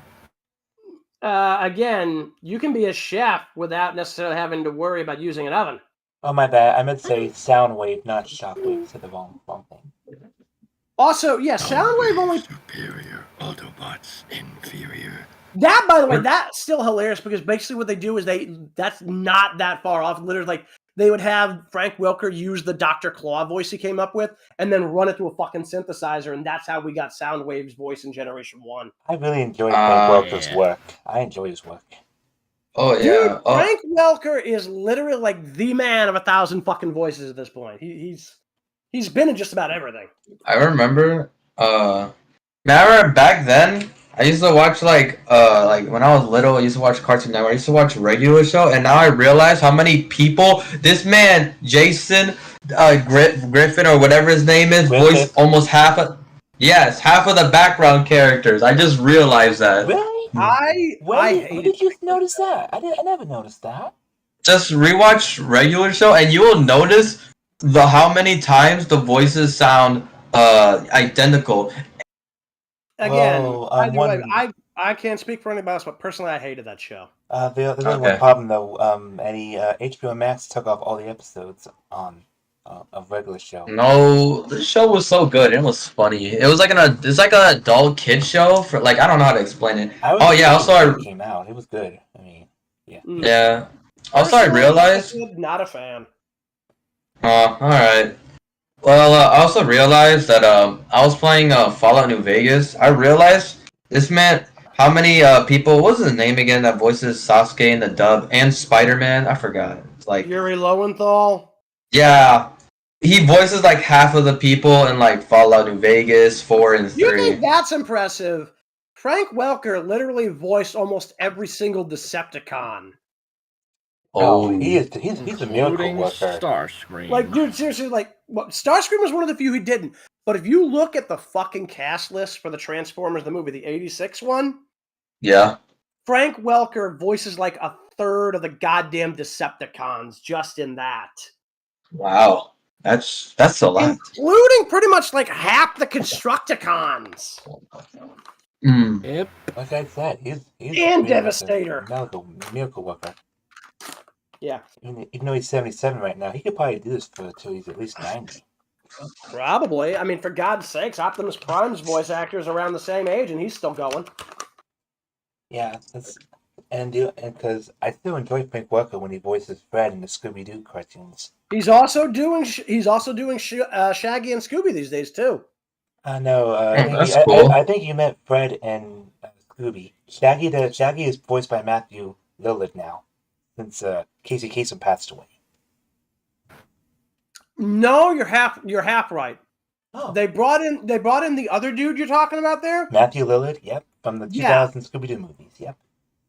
Yes, but prior to that, and even after that for a little while, he was still being Shaggy and Scooby were both being voiced by Frank Welker. They eventually brought Lillard in to do Shaggy, but for a while it was Frank Welker doing all three roles. Okay, that's a new tidbit. Mm-hmm. I'll take that. Alright, I'm gonna go now, guys. I'm gonna go play with my other friends. So we still gotta get Sear's ass in here. Well, he's currently not online right now. Like you said, he's with his nana. But he's with a 7? I'll see you guys later. I'm serious. That's literally the Japanese word for 7. Grandmother. I know. That was the joke. His grandmother recently passed away, Jayse. I knew. Also, RoboSen, the company that makes remote control robots, ever since they created Optimus and Bumblebee, they now have Grimlock. Okay. Oh, that's cool. Grimlock. Nice. Yeah. Me, Grimlock, help Optimus. Grimlock. They've introduced, by the way, a Decepticon Titan. No, the Nemesis. Yeah. Yes, and it's a female, making her the first ever female Titan. I know. Watch him go. I know you know, but the audience may not know. Jesus Christ, man. Shut up. And yeah, actually, I saw the MGO review myself. That was pretty cool. Oh yeah. She has so many features on her. She's got sliding out ramps. Yes. And she's to scale with the Ark, which is awesome. I know! That is so awesome! Okay. Oh my god, did you just fucking squee? Yeah, he did. He said E. Yep, you just fucking squeed. Yeah. What? I'm a fan of the Nemesis. Shut up. Okay, dude, I know you want to be insider, but good God, take it down a notch. The fuck, Warwolf? Hey, that one didn't necessarily have to be sexual. That was on your fault if you read it that way. Oh, fuck off. Remember, she's literally a spaceship. Careful. It turns into a giant fucking robot. Again, she's literally a spaceship. Wanting to be inside her doesn't necessarily mean anything sexual in this case. You're the one who chose to make it sexual. Yeah, man, what the heck? Shut up. Quit digging. Seriously, man, quit digging your own grave. God damn it. And folks, this is what you call the regular here at Shadow and Friends Gaming. Oh god, yeah, no, this is basically the kind of shit we do backstage all the time. Oh, yes. Yeah, no matter how weird or creepy or demeaning it ever gets. No, especially because of how weird, creepy, or inconvenient it gets. That's kind of why we do it. Yeah.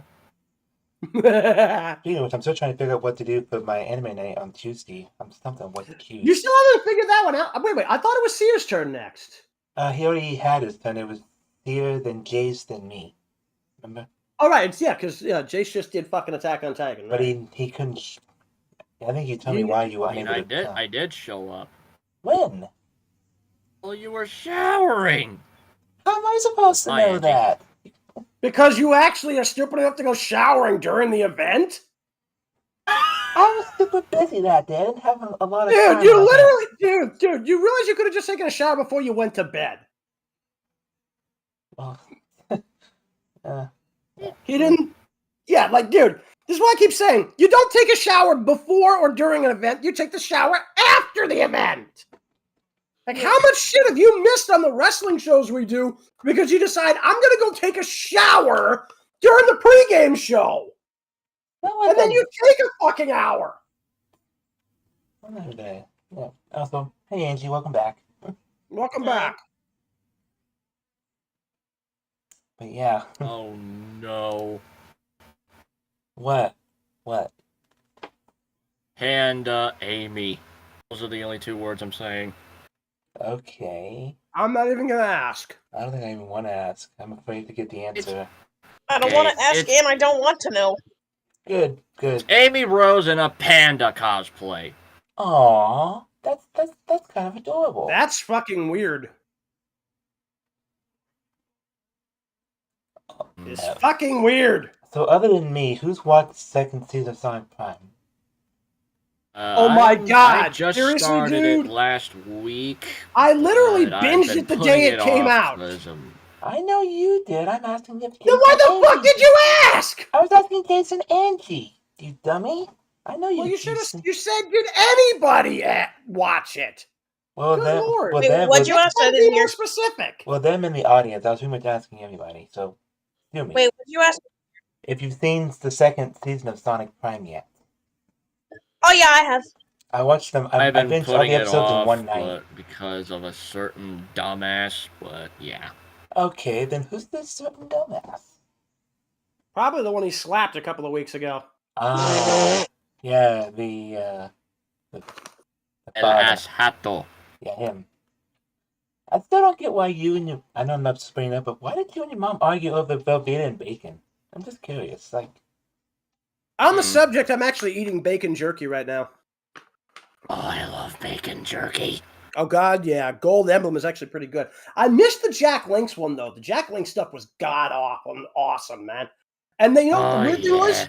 The weird thing is, I got introduced to bacon jerky at the last place you would ever think to be introduced to bacon jerky, because I didn't even, for the longest time, I didn't even know, and they're not around anymore. But I actually found out about this shit at a fucking 7-Eleven in Jersey. What? This was like almost 10 years ago. Wait a minute, 7-Eleven is still around. Yes. Not by me. That's the whole thing. It's like, there was a fucking 7-Eleven that came up out of nowhere at this one place in Jersey where I would go visit my uncle when I was going down to the convention in New York. Oh, I remember that. Yeah. I remember that. So basically, I went in to get a snack while he was getting his fucking gas or whatever it was, and I find the bacon jerky. I'm like, what the hell? Bacon jerky? I don't even know what the brand was, but I picked it up, and I've been hooked on the idea and the food ever since. And like I said, I missed the Jack Link's version. They're great stuff. Oberto is okay, but Gold Emblem? I mean, I get the stuff every time it comes in over the local CVS. Hell, literally, like, I swear to God, this happened. This was like earlier this past month. We had basically 10 bags of the stuff come in. I bought all 10. Wow.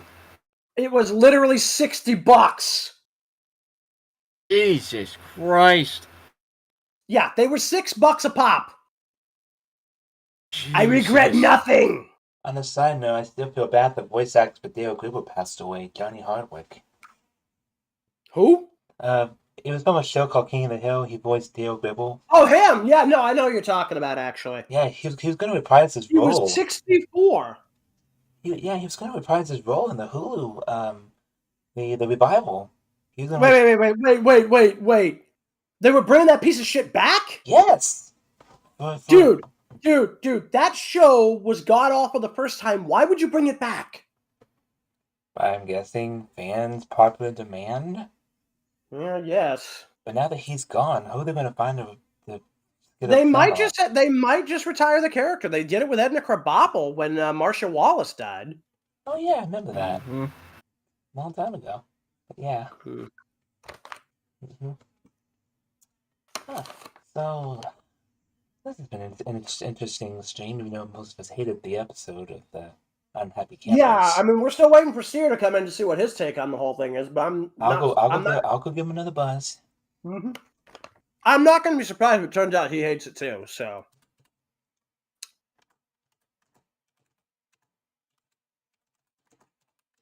something I did see, I think it was like last week, and I'm not sure if I hate it or not because it was such a weirdly done thing, was Fate Strange Fake.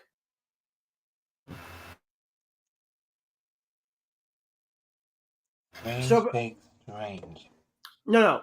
Fate, Strange, Fake. Oh, my bad. Fate. It's part of the Fate Stay Night family of anime, and it's also related to like the visual novels and stuff. Because I heard Sonic mention Fate Stay Night in the Sonic the Black Knight Part 1 video we did that comes out. With the whole thing with King Arthur. Yeah, no, but anyway, so yeah, it was very weird because from what I've heard, apparently it tries to speed through like the first volume of the light novel series, which has only been released in Japan. They're doing a full series. So I can only pray to God that they actually give us an idea of who the hell most of these characters are, because I didn't even know who most of the characters were. If I may interrupt, I got an update from Sear. Okay. He said, I'm packing in my Nana's stuff and I should be heading home any minute. Now just hold your horses. Okay, if we hold horses, that's going to be dangerous for everybody. Horses are heavy. I would not want to hold a horse. Okay, when he gets here, Wolf, you're telling him that when he gets in here. Honestly, I it's like speaking of horses. Now this is a thing for me. Is like I was actually attacked by one of these fuckers when I was around like 5 or 6. I remember you saying that earlier. And like honestly, I generally have not gone near those fuckers since until basically last Thursday. I mean, we used to have a horse in the barn over here where we live before the neighbors moved out and went somewhere else. Oh, the funny thing is, I used to actually have a horse and I used to love them. Like getting nearly trampled to death by one will fuck with your goddamn perception of them. Of course. The weird thing is, I had no broken bones or anything. I have no idea how the hell that worked. I guess luck was on your side. That or God has a twisted sense of humor. I don't care which. Now, it'd be funny if you had a lucky horseshoe in your pocket. Maybe that would have been... Oh, God, no. Oh, okay. I still find it weird that people actually consider horseshoes to be a playable game. It's like, what the hell's the point? Anyway. So, the weird thing is, so I got like, I have type 2 diabetes, and like a lot of people, during the pandemic, any like muscle tone we'd built up, like, I know for a lot of people, it might just be me. Maybe it's not just me. I don't know. Mm-hmm. But I used to have no problem walking around town, because I was able to build up a lot of, muscle in my back and everything. That literally, like, almost 2 years that we were stuck indoors because of the goddamn pandemic completely wiped that out. So between that and the diabetes, my back has been killing me for a while. So I got, like, one of these motorized carts. And... so I'm basically driving back from the library because, again, it's like I can drive right on the sidewalk to these things. It's literally like just me in just like a small motorized, not like a full like powered wheelchair, but something similar. Okay. But either way, so as I'm driving back up past what used to be the old Borders bookstore, I don't know what the hell it is now because apparently it was something else, and then I just found out that's been sold. But anyway. As I'm driving past like this big freaking hotel right next to this diner or whatever that's part of it, there's a fucking horse sitting just on the sidewalk. He would actually be shorter than me if I was standing up. All right, and the thing is literally named after the horse that beat Man of War. Okay, dude, wait, Shadow. What? Are you playing a video game or something in your background? Well, no, I don't think he is. I don't think so. Yeah, because I'm hearing something in the background there. Like, is your grandparents playing their TV up the wall again? Well, grandfather, he won't admit it, but one of his ears is going. It's going like he won't get. It's hard to explain. I don't want to say it. No, dude, you're talking to somebody who uses hearing aids, and my mother fucking refuses to get them because she thinks they look ugly. Like, your fucking hearing is nothing to screw with. Yeah, let me try closing my door out of the way. Give me a second. Yeah, that might help. Anyway, so the weirdest thing is the fucker goddamn blew a raspberry at me for no reason. Or at least he was just doing it in general. I don't know. I'm sitting there talking with the other people who are gathered around the horse. The next thing we hear is... yeah, seriously. So the next thing we hear is this just... and the horse is just sticking his tongue out while he's doing it. So yeah. So they bring the thing over. Now initially I did freak out a little bit because again, like I don't care what size they are, these fuckers freak me the hell out. But I was actually at the point where I was able, if they like fucking touch the goddamn thing, I like basically pet it behind the ear. First time I've actually gone near a horse willingly in 35 years. Mm-hmm. So, yeah, so that's I don't know, personal growth, I guess. Oh yeah, I do see the picture of Amy in a panda cosplay. I'm not worried about it. It's adorable. That's what I'm gonna say. It's adorable. Speak for yourself. Funny. No, I mean that. Speak for yourself. I don't think she's adorable. I think Amy is a danger to everybody around us. She's a fucking psychopath with a giant hammer. And Rosa the Rascal isn't with a spiked hammer? Oh, I never said she wasn't. I'm just saying so was Amy. As someone who voices her, I could agree. There you go. See? I didn't know you voiced Amy. How could you not Amy, know? Rosie. Well, when I first met Angie, she could only do certain voices at the time.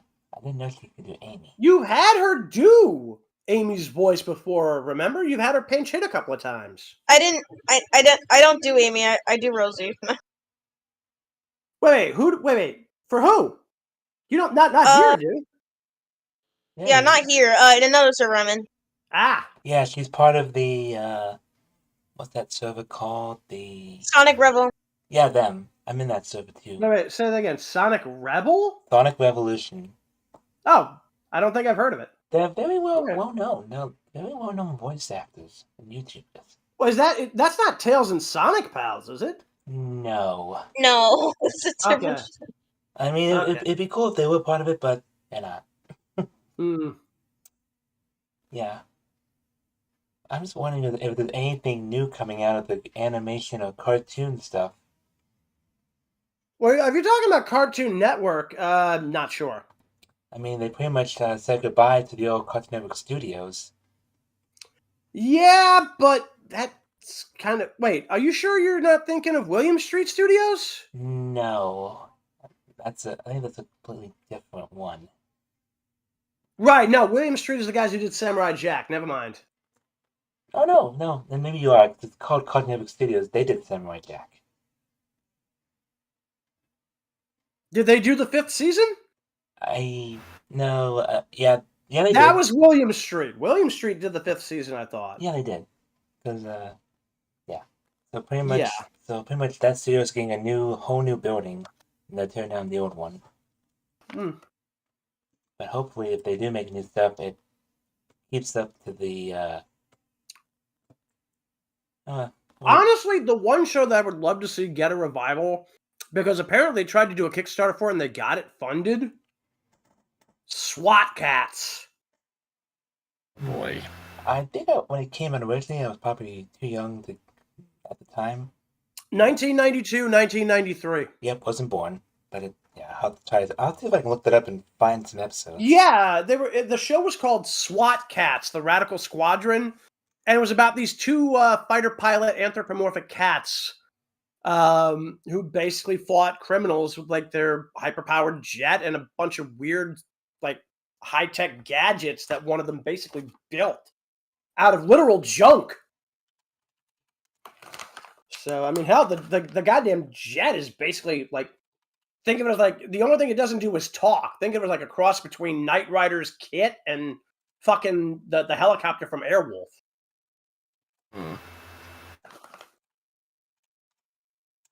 So.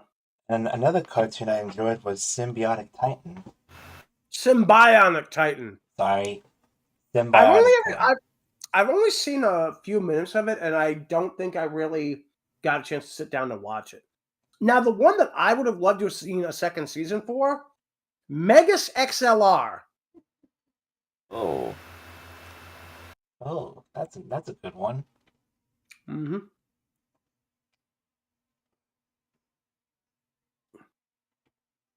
But yeah. Anyway, so now for those of you who have been following us the last couple of weeks, obviously you're going to start seeing this mentioned a little bit more in the in-character stuff. But we've been doing murder drones, bouncing basically between, that and some of our other videos.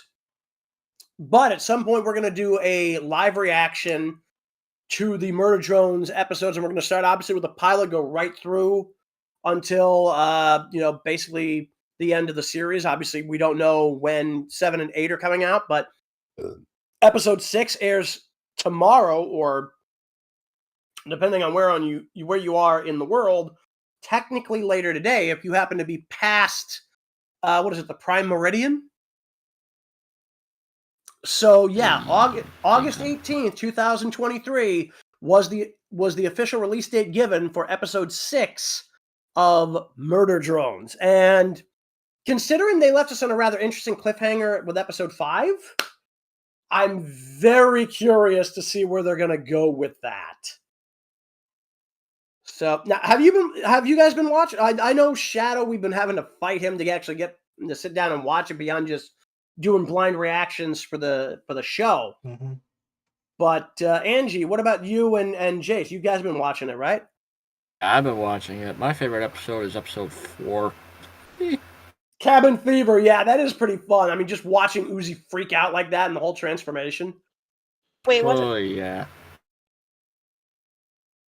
Yeah, Angie, have you been watching Murder Drones? No. Okay. Episodes 1 through 5, the first episode is literally the pilot. They're all up on YouTube, and tomorrow, the 18th, literally we're getting episode 6. Mm. So, I got I'll be honest. Gesundheit, by the way. Also, I'll be honest with you, Jayse. Like, I'm right there with you on episode 4. But if I had to pick a second favorite, I'm honestly kind of torn between The Promining and Home. So that's episodes 3 and 5. Yeah.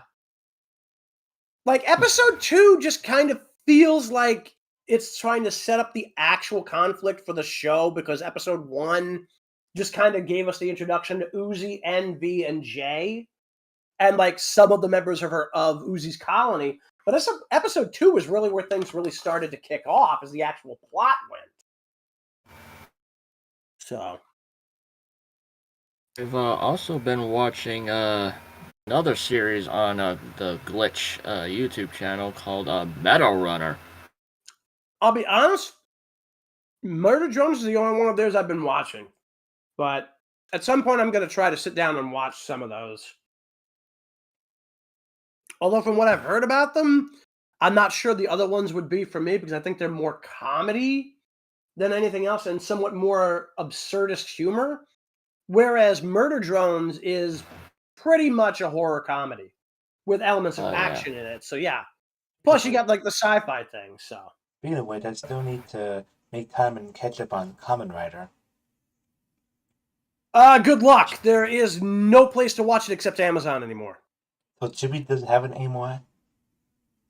Verve is gone, dude. Crunchyroll is all that's left. No, doesn't Tubi have it? Oh, Tubi might. Yeah, actually, I haven't checked Tubi in a while. Tubi still has Kamen Rider. Yeah, no, I thought he said Crunchy. So again, that's my hearing loss fucking with me. It's okay. So, because if it comes out, I might watch it for my anime night. I mean, yeah, it is Japanese, so yeah. And speaking of Kamen Rider, say hello to Kamen Rider Gachard! Let me guess, it's based off of Gacha machines? No. The main riders use rider cards, same with, like, Decade and such. Decade and Ryuki, yeah. I think I'm like on episode 52 of Kamen Rider. I think that's where I'm at right now. So you would have been about halfway through then. Yep. Until Verve. Here's the kicker, by the way. I got to double check this, but I believe the full series is available on Blu-ray. Give me a minute here. Okay. If I'm right, I can't prove if I am or not until I actually get a chance to look here. So. But yeah, if I haven't told you already, Jason and Angie were only 97 watch hours from the monetization requirement. I didn't tell you guys. Wow. Yeah. Let's see. Well, like I said, I'm still on the fence about it. All right, so they have the complete series for Kuga, Kamen Rider Black, Kamen Rider Black RX, Ryuki, 01. Ooh.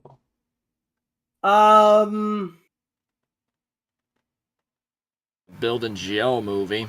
Yeah, I'm looking. Yeah, they've got Kamen Rider Build Be the One, the collector's pack, but it's Japanese edition, so it may not have an English subtitle set. So, Kamen Rider Forze the movie? Holy crap! Okay,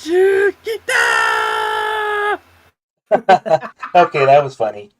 No, that's literally Forze's catchphrase. Forze's theme song. Forze's catchphrase. Oh, Yeah. that is a nice looking Kamen Rider. Nice. That is Gotchard. Cool. I'm already amused. Gotch hard, good lord. I wonder who came with that. It managed to get the pun of that. So yeah. I admit it's very nice. The design is certainly interesting. Yeah, the blue and orange. I like the helmet. It's card. No, I'm talking about the helmet. Yeah, the card theme is interesting. What's the general plot? I don't know yet, but Really? I will be watching it after I've completed Geats. So yeah. Aha. Oh, it might be a while till I get to this point. Like I'm saying, I'm still trying to finish the first couple. Let's see. Yeah, because this is the 5th rider in the Reiwa era. Yeah. Oh, cool. And you got at least, then you got Rider Man of the Showa era. Then you got Z-Cross. Zekross. Z-Cross, thank you. You're welcome. And you got all 20 Heisei riders, and then you got the first 4 of the Reiwa era: 01, Saber, Revice, and Geats. So honestly, like if I could get the chance, I would love to get my hands on fucking what the hell is the series? It's driving me up the wall now because like I'm trying to think what the hell it is. Is it a rider series? It's a rider series. Yeah, I'm trying to like. There's this one series that I'm kind of sad that they don't have available for the Blu-ray, at least not with the English subtitles. What the fuck is it? Kiva or something?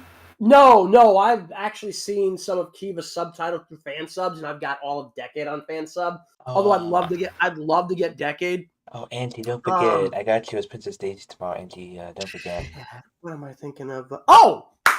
Wizard! That's the one I want to Wizard. I want to see that because on YouTube for a while they actually had an episode. They actually had the fucking movie for Wizard, and Decade shows up in it, if I'm remembering it right. Oh. Yeah, Decade shows up in it. Mm-hmm. Casa. Yep. Oh, and the other thing that I wanted to see, this is the other one I was thinking of. I want to see Superhero Tyson.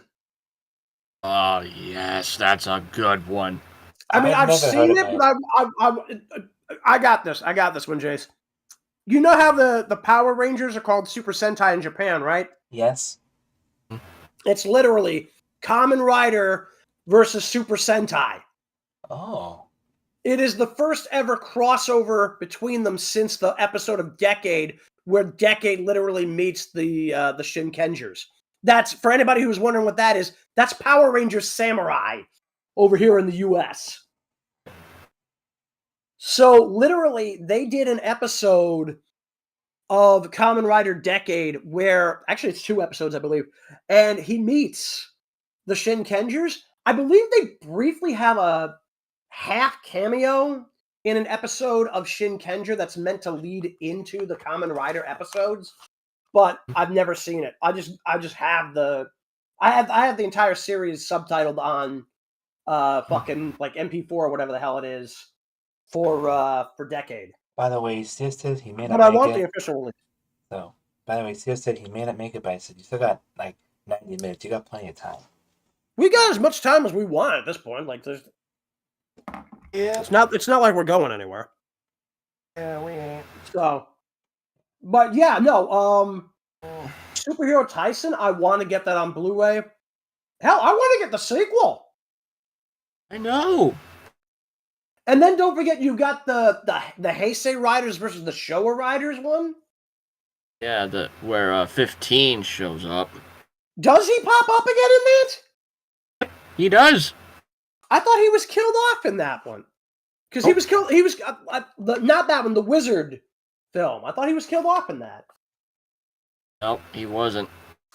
How did they justify bringing him back then? Because I would have sworn they killed him in Wizard's movie.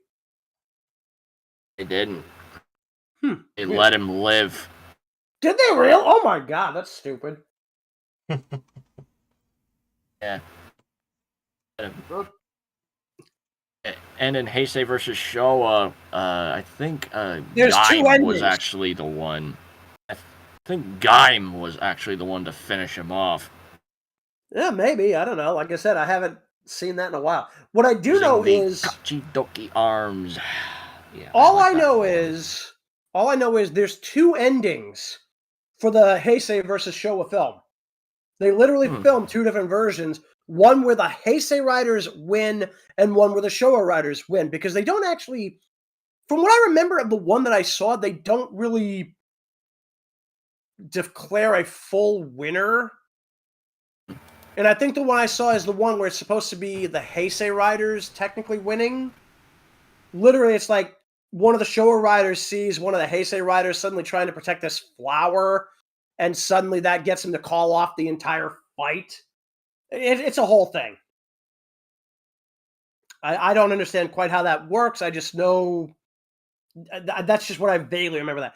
I will say I also did like Let's Go Kamen Riders, which was the movie for O's. So that was pretty cool.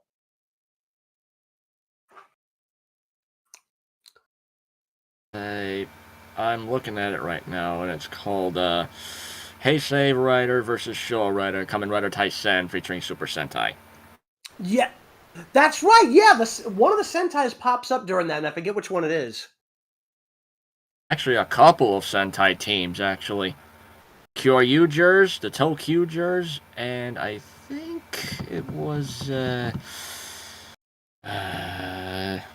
I don't remember, but it's been a while. One. Yeah, all I know is because I remember one of them actually was going on about how they thought if something went wrong. No, that's Superhero Taisen Z. Never mind, I'm thinking some of those all together. But by the way, this one. You know the ending to what is it? The Shinkenger movie. Yeah, where what of it? Yeah, they did a Kamen Rider version of that.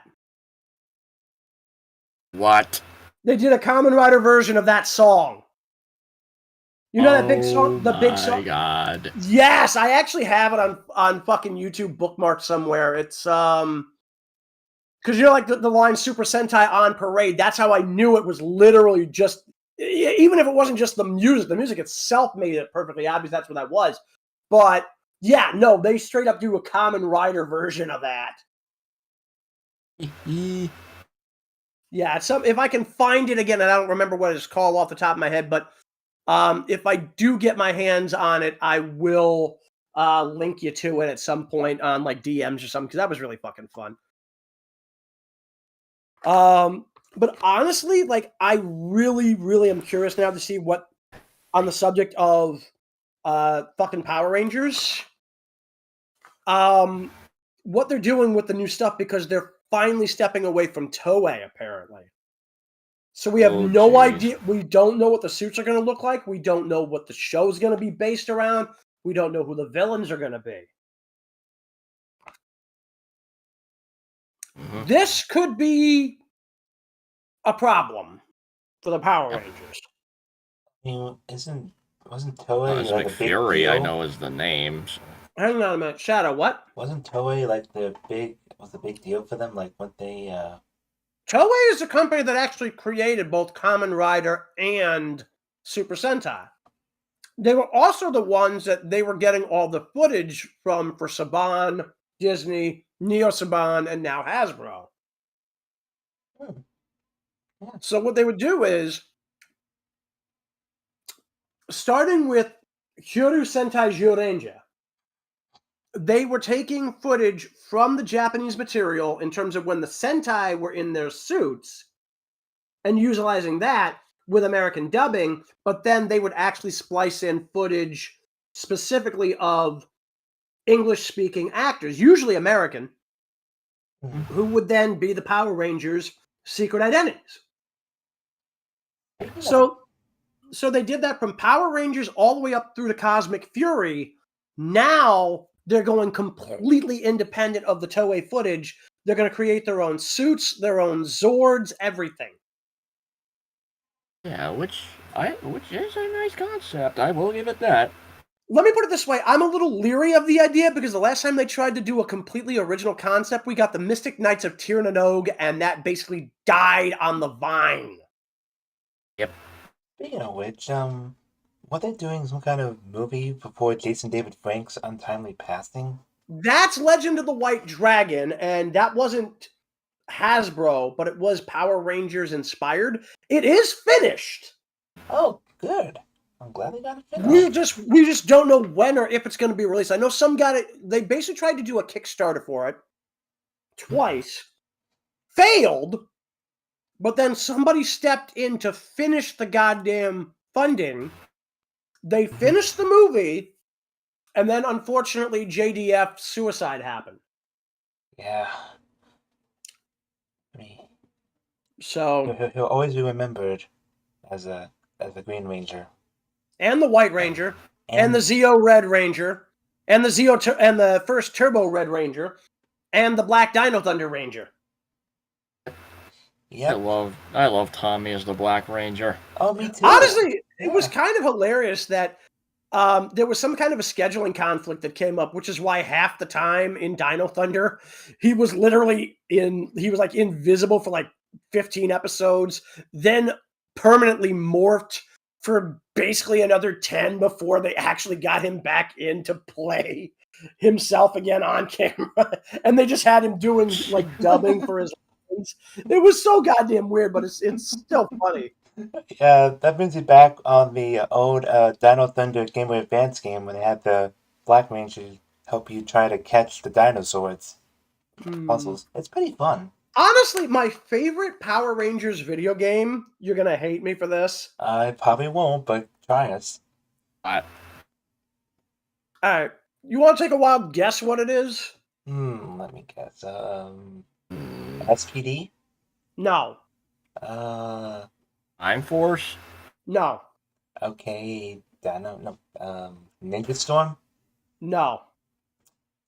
Mega Force? What, say again? Close. He said Mega Force. No. Are we close though? No, you're going in completely. You're going in the wrong direction. Okay, how about this one? Was it the original Power Rangers, like the Mighty Morphin? You're surprisingly close, actually. Okay, what's the movie? The Mighty Morphin movie. That was my second favorite. Jeez. Okay. That was my second favorite. No, my favorite overall game was literally the two fucking fighting games. The one on the Genesis and the one on the Super Nintendo. Because they had on the Genesis, they literally did a fucking fighting game, hand to God, where basically you have to beat the living shit out of Tommy to get him to join you, just like what happens in Green with Evil.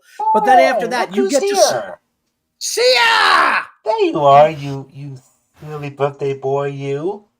Happy Cake Day! Also, you're muted, dude. Also, So the Genesis fighting game was great, but the Super Nintendo fighting game was also pretty damn impressive just because you literally had Lord Zed as a playable character. Oh. Yeah. You also had the Shogun Zord and the Ninja Zord. I have emulators for both of those. I might try those out if I get the time. Those two games you played on the Genesis and what was the other one? No, one game on the Genesis and the other on the Super Nintendo. And I have emulators for both on this computer. I can try those out when my stream games again. Maybe you can buy them. I just wish I could remember what the one on the Super Nintendo was called. Because it was a tournament fighter. And I just don't remember what it was called, but Yeah, I actually also had the Mighty Morphin game for Super Nintendo and the movie game for Super Nintendo. I played the Mighty Morphin game, but I've yet to touch the movie one yet. Honestly, and I'm not talking the most recent movie. I'm talking the one from 1995, dude, the one with Ivan Ooze. Uh-huh. So yeah. But yeah, it was always fun playing those Power Rangers games on the SNES and the Game Boy Advance. I wonder, when would we be called nostalgia critics? Mustache critics? What do you mean mustache? No, nostalgia critics.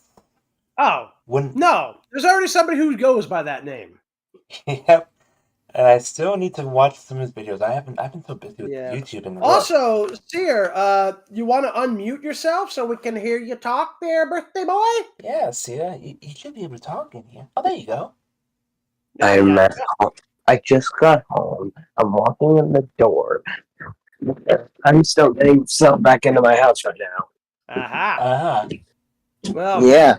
So I got Spider-Man Miles Morales running on my laptop. I saw the image and screenshots and pictures. Nice. Yeah. It was also on my status. Wait. Has that been released on Steam? Yes. So nice. I want to get it, but I don't know if my computer can run it or not. No, the original. I'll tell you right now, the original and Miles Morales, you're not going to be able to play on your current machine, Shadow. That's why I'm looking to get a new one myself. Yeah, I'm running it on like an Alienware laptop. Oh, nice. Oh, cool. Yeah, my next machine, whatever it is, it's going to be a desktop. Yeah, well, also, it's because I need it for like college. So, we were reacting earlier. I know. To unhappy campers. So, Sear, I got to ask. Now, from my perspective, that is like the worst episode of the series so far. What's your take on this? I will agree with you. It is the worst episode of the whole series so far. Yeah, I thought so. Because it's just they hyped it on we're getting Barbie Wire, and then they spend most of the episode in this absolutely stupid plot for Millie. Yeah, it just didn't work. It never works. Here's the way we hope. I think if they had a better plot, it could have worked, but it's like nothing that we had here made any sense. Yep. So. At least you had a nice birthday. Yeah. I mean, I know it's the first one without your grandmother, but I'm glad she had a good birthday, dude. Yeah, she'll be missed. So tomorrow, brand new episode, Murder Drones. What's your take, man? And also the new beta for Mortal Kombat 12 is starting tomorrow as well, so that's a good sign. I think it's weird that calling it Mortal Kombat 1 and doing a whole new... Just call it Mortal Kombat 12 at this point, honestly. Yeah, that's just might as well. Yeah. I do it just for the sake of like conversation. So, Sear, you've been following Murder Drones, right? Yes. Okay. Are you jazzed for tomorrow?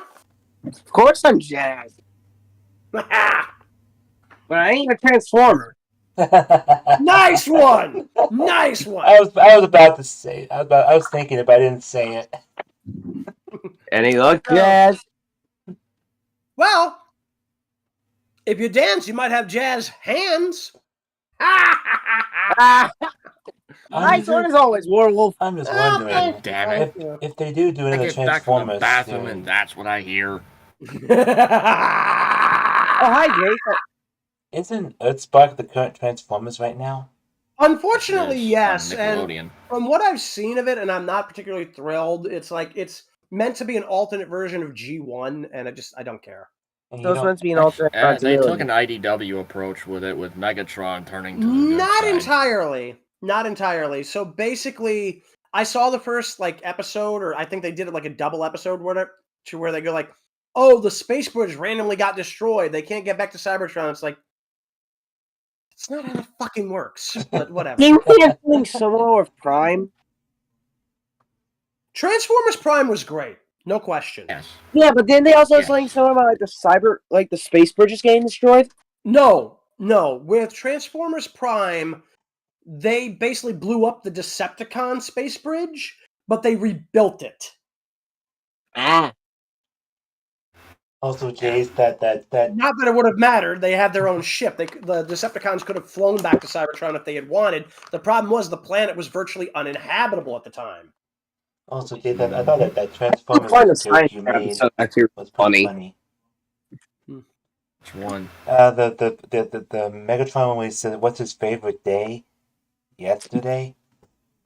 Yesterday.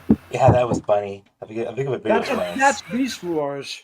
Yep. Yeah, Beast Megatron. Yeah, that one of my all-time favorite Megatron designs, by the way. You know Megatron. the irony. Wait. Which season? Season 1. Okay. Because I honestly liked Season 2's design a lot better for him. Oh, Transmetal Megatron? Yes! Yeah, I also like Transmetal 2 Megatron, the one where I was a dragon. little iffy on that because literally they turned one of his hands into a fucking dragon head. And it's like, that basically means that hand is entirely useless. Unless he's attacking somebody. You know what's funny? I'm actually in the mood right now to watch the Rise of the Beast, but since we're streaming, I kind of can't. But yeah, honestly, it's like the one thing that I will say this is I was a little iffy with Optimal Optimus as well. I mean, I get the idea behind it, but I don't know. I wasn't too crazy about the color scheme. I think that's what really did it for me. Yeah, that was gray, the orange, blue, purple. Yeah, that. Yeah, it was way too goddamn complicated as a fucking color scheme. Just keep it 1 to 2 colors. Yeah, really. That'll make it much better. Yeah, I mean, Optimus Prime was able to get away with the red, white, and blue because of the way they kept it minimalist. The majority of his body was red, his lower feet were blue, and his waist was white. Yeah. And then he had blue hands and a blue helmet. That's it. Yeah, and Optimus Primal was just gray just gray. Gray with white highlights, yeah. Speaking of Primal, I just got in my Studio Series leader Optimus Primal from Rise of the Beasts. Cool. Yeah, a lot of people on Reddit have been talking about that, and some people like it. Some better than the other mainline Voyager. Well, to be fair, everybody's gonna have their own tastes on that. Some people like it, some people don't. So, okay. So here's a question for you. We know that we're getting Murder Drones episode 6 tomorrow.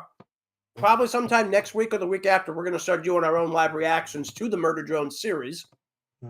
So, what do you guys, because we know we got 2 more episodes left of the first season, assuming they're going to get more than a season.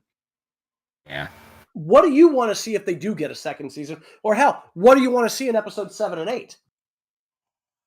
I kind of want to see Uzi getting her revenge on Jay, because she's already killed her twice. What more revenge does she need? I mean, enough is enough. Yeah, well, again, it's like, see, here's the thing. I'm still trying to figure out why the hell Jay is even back. So a lot of people are theorizing that the reason why the solver, or we're not sure if it's the solver or if it's Sin or what, couldn't bring Jay back was because she had somehow loaded up into this other body. Which would make for an interesting theory. It would certainly explain a lot. Plus, I think, at least for the moment, the solver's body has been mostly destroyed except for its core. So, I mean, yeah, at this point, that's kind of interesting. I find it very unique to note that it turned into a black hole after, like, N stabbed it, like, 4 or 5 times. Oh, yeah. That was badass. Yeah. He just stabbed it, and it's like, ow. Stabs it 3 more times in repetition. Ow, ow, ow. And then it just floats off after turning into a black hole. It's like, well, we're not going to see that thing again until we see it again. I'm pretty sure that thing's popping up in episode 6 or 7, maybe both. I mean, maybe the teaser definitely indicates that we're getting another type of altered drone. So it definitely could be that the solver is back. And here's the other thing. What I want to find out is, is the solver actually Sin, or was it puppeteering Sin? Because I know a lot of fanfics have run with the idea that Sin herself is as much a victim as the solver as everybody in Copper 9 has been. Which would be an interesting idea. What I miss? We're discussing, because with episode 6 right around the corner, we're basically discussing some ideas for what could happen in like episode 7 or 8.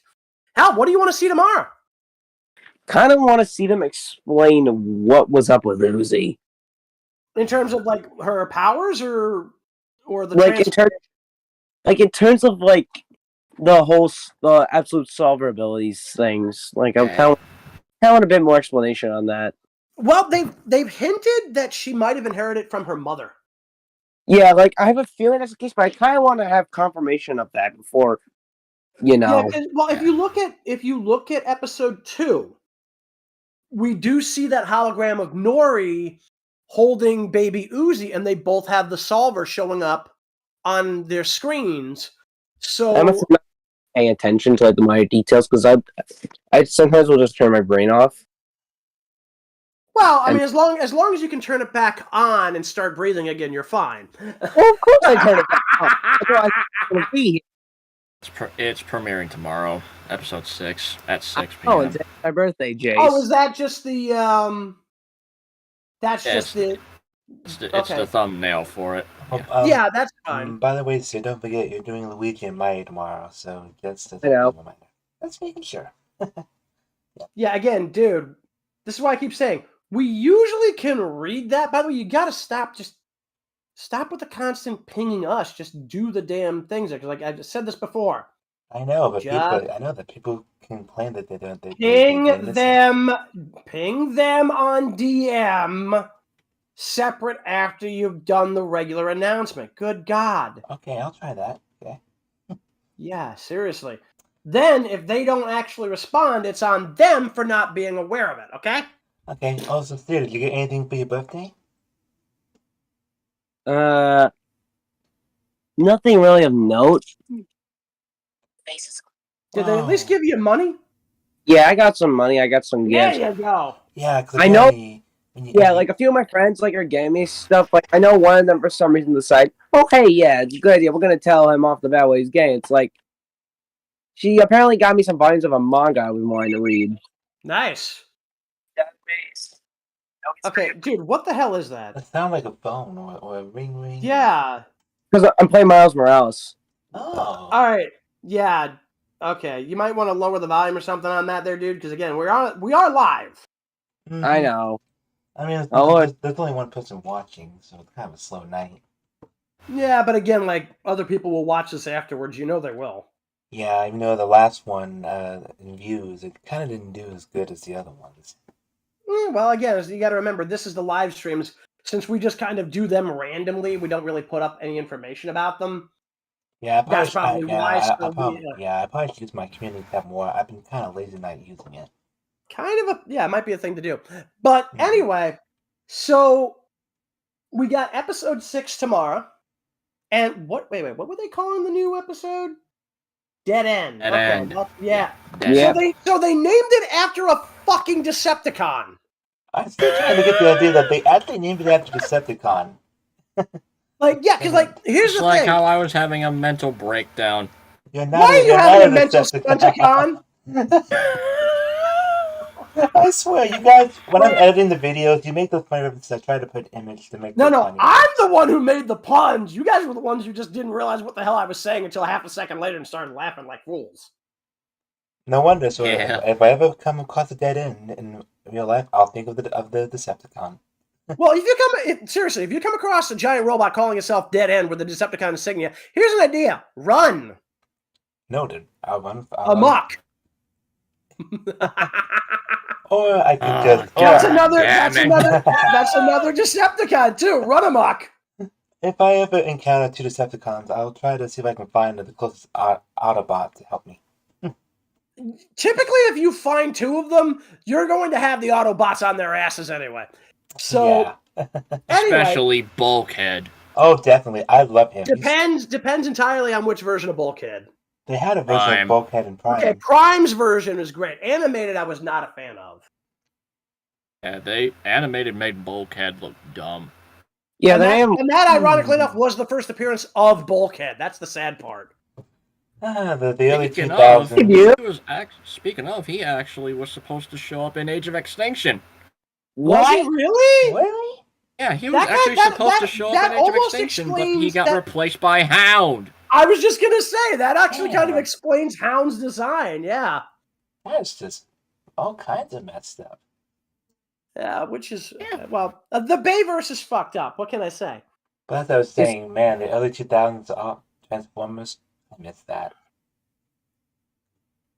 Anyway, but, so the other thing is, we know that most of these episodes have generally parodied one kind of movie or another with horror film stuff. So episode 2 was clearly a reference on The Thing. Episode 3 was Carrie. Episode 4 was basically Friday the 13th.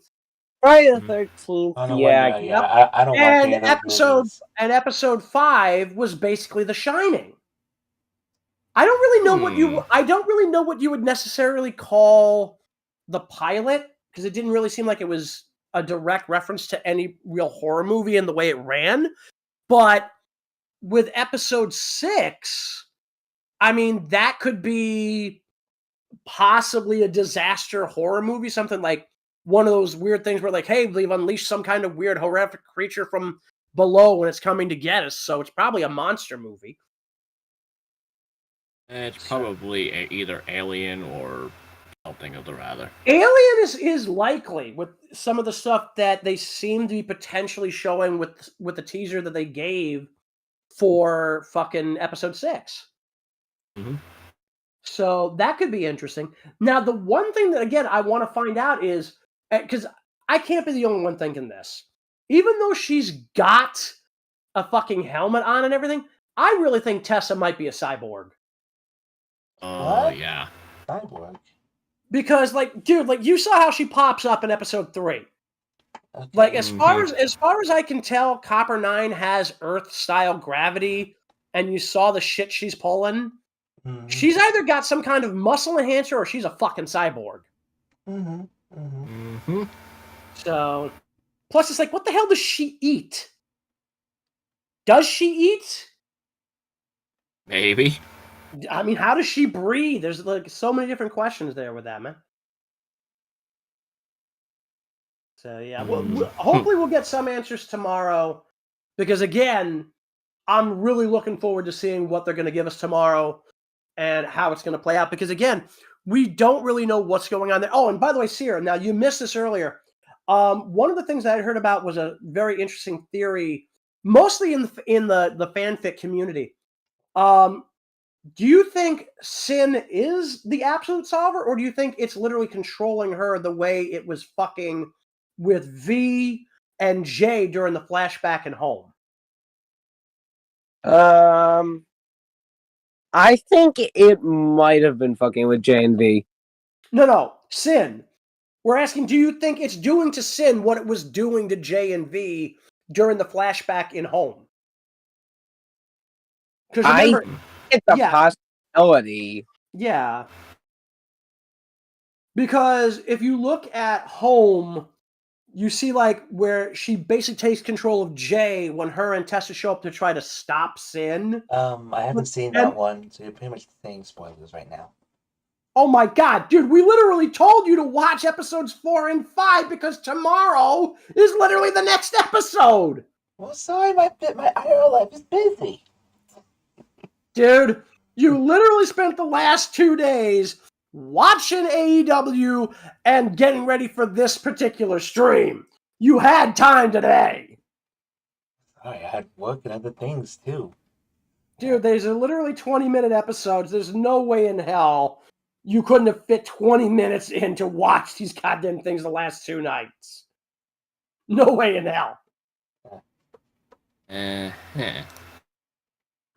Anyway, so again, if you've seen that flashback stuff with what happened with J and V, you can tell obviously the solver is the one in control. The question is the solver actually Sin, or is it puppeting Sin the way it was puppeting them? It could be. I like to think it might be somewhat both. That is also another possibility, because again, we don't really know exactly how the solver works. We don't know why it's there. We don't know where it came from, but apparently it's part of the backstory to how the goddamn drones work. And it's really kind of confusing, because we first got that in episode 4, where we first see the drone, what was it, N finds the fucking zombie drone's tape, and then we start seeing more information about it in like the first couple of minutes of episode 5. But I'm hoping we're going to get like a full-on bit of information regarding it in episode 6, because again, they've only got 2 episodes after this. So unless there's intended to be a second season, they've got to answer everything in only 3 episodes, counting tomorrow. So they've really got to fucking haul ass on this. Oh, yeah. I'm hoping they will get a second season, because I've gone back and rewatched like episodes 1 through 5 a couple of times now, and I can sort of see the complaint where it seems like the pacing is very rushed. And I can only say it's like, okay, please tell me there's a season 2 where you can actually spread things out more. Now, the thing is, I don't know if they're going to get to do that right now because of this goddamn strike going on over in Hollywood. The writers thing. Well, no, Glitch Production Australia, so I don't. It's a mix, American and Australian, and I don't know exactly American, but if any of them are part of the union for SAG-AFTRA, they're going to have to go on strike after episode 7 and 8 come out. The only reason they're able to still do these is because the series was already in production for season 1. That's the only reason they're allowed to do this without potentially being penalized by SAG-AFTRA. I'm pretty sure also SAG-AFTRA said strike. Just curious. Did any of you guys watch that Scooby-Doo Wario Springtrap thing on YouTube? No? No. Why? Because A, I'd never heard of it until literally just now, and B, I don't really think I care. I mean, it's pretty good. I mean, good that they used AI for the characters.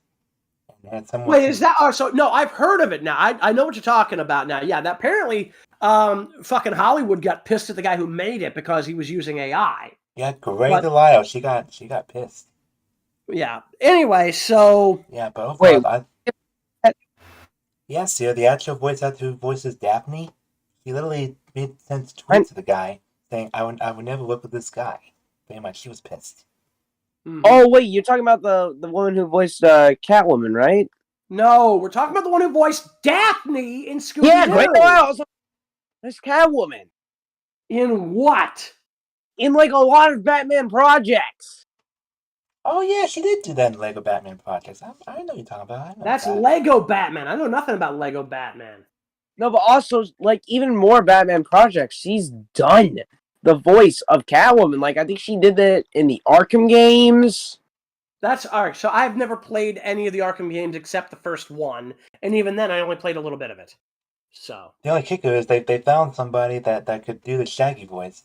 So that means they didn't use nothing. Honestly, here's the kicker. I would have been absolutely amused if it would have turned out to have been Devil Artemis, because he plays the voice of Ultra Instinct Shaggy in the League of Mean. Yes, and I've watched that movie at least 9 times, and it gets funny every time I watch it. That's not a movie. That's not a movie. That's like a multi-part thing that Devil Artemis did that he eventually compiled into a full-on massive video. But yeah, no, Ultra Instinct Shaggy, I'm absolutely amused at how close he sounds to the original fucking voice for Casey Kasem and everything. It's great. That must take a lot of practice.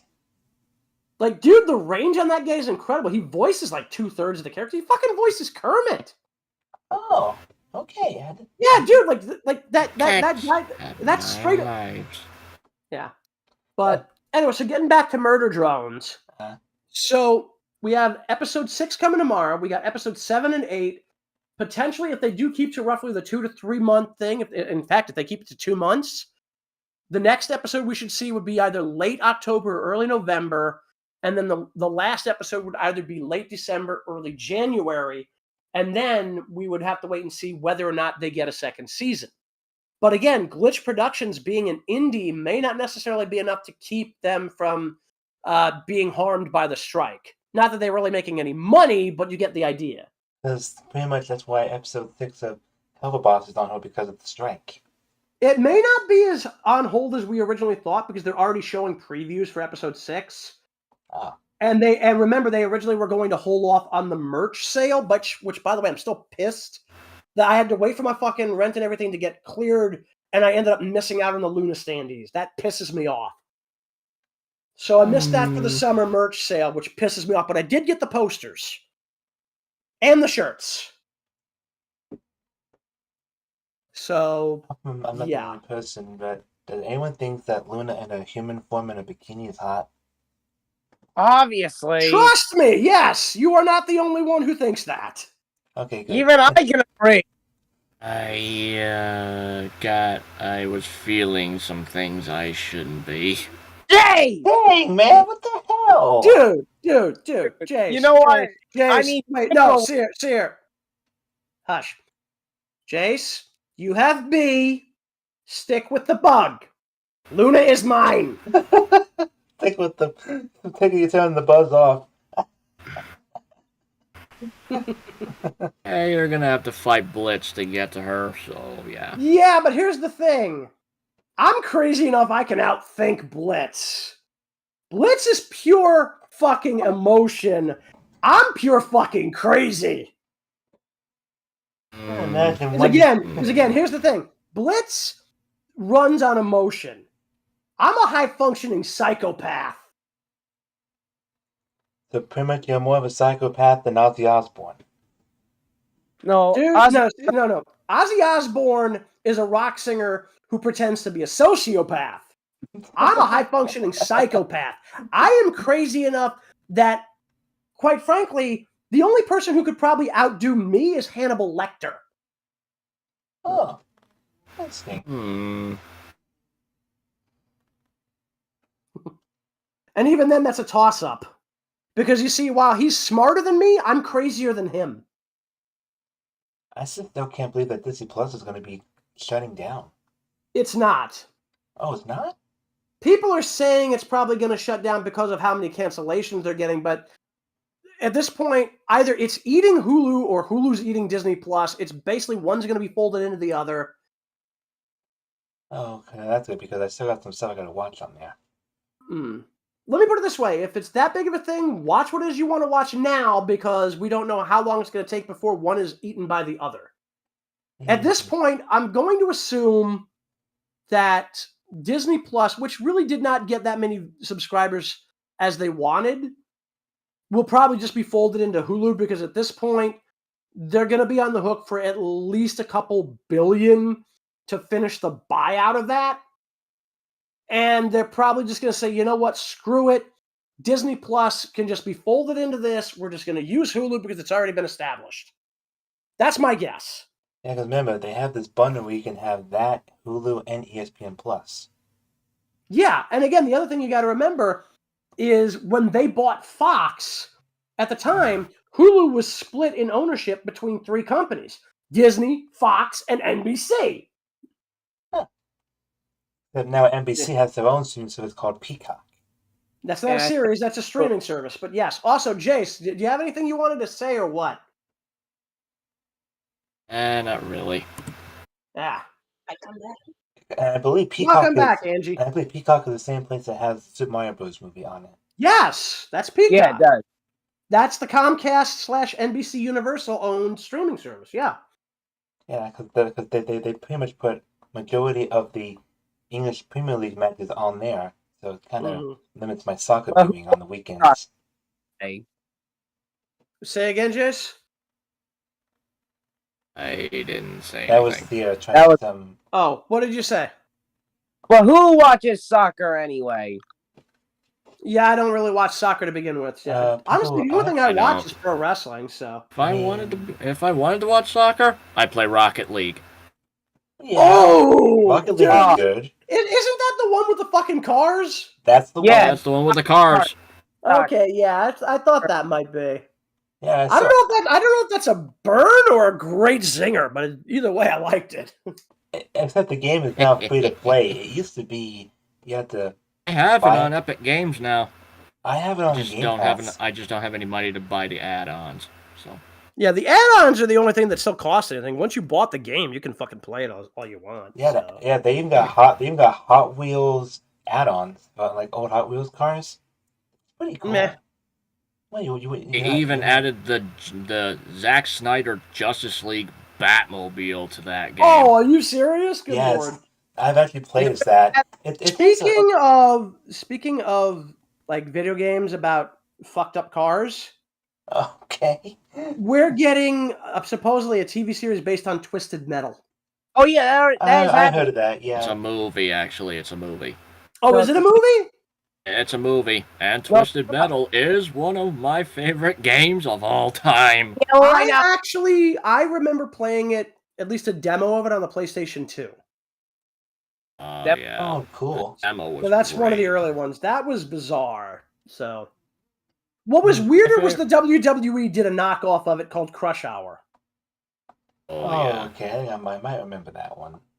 I think I remember hearing about Trust this one. me, you don't want to. The amount of times apparently they had to play a clip of JR saying "twisty rockets" was apparently enough to drive people up the wall. So basically, it made people become Spider-Man. Go to your room. Sorry. Anyway. You know what? I'll play your soundboard for you. Go to your fucking room, man. You really didn't have to. Dude, just go to your room and just be quiet. Anyway, so with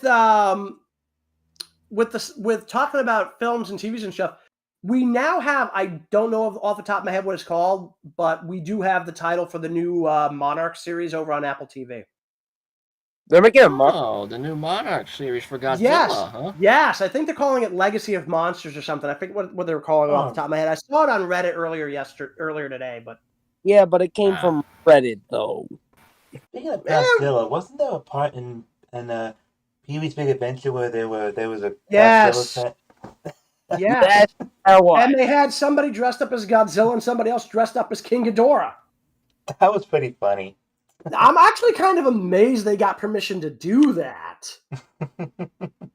No, dude, this is not something. This is not a joke. Like, Toho was notorious about the licensing fees for Godzilla himself, to say nothing of what Ghidorah must have cost. Oh, okay. Yeah, and then like again, and then remember, King of the Monsters 2019. You don't just have Godzilla, you have Mothra, Rodan, King Ghidorah, and the corpse of Anguirus. Oh my god, Anguirus, rest in peace. Yeah. Yeah, I've seen the skeleton of Anguirus in he's right outside of Godzilla's home. Yeah, right outside Godzilla's temple in King of the Monsters. Yeah. But yeah, that was an impressive callback to the '56 film. Yeah, but not so much because again, like they never showed the body after Godzilla lit it on fire. But don't forget, they also have Mecha Godzilla in Godzilla vs. Kong. Yeah, they brought a lot of the OG monsters back. Mm-hmm. There's rumors that Gigan may show up. And Space Godzilla as well. They're saying right now that the new creature, the Shimu, might be their version of Space Godzilla. Oh, cool. Yeah. What? Being an orangutan? No, not the orangutan. The one that looks like Godzilla. There's another cave painting that was discovered in one of the video games recently that looks like a modified version of Godzilla's design. And a lot of people are theorizing that might be the monster versus incarnation of Space Godzilla. However, I have heard a rather more interesting theory. Yeah. And the theory is, why did Ghidorah leave his home planet? And the theory is Space Godzilla kicked him off it.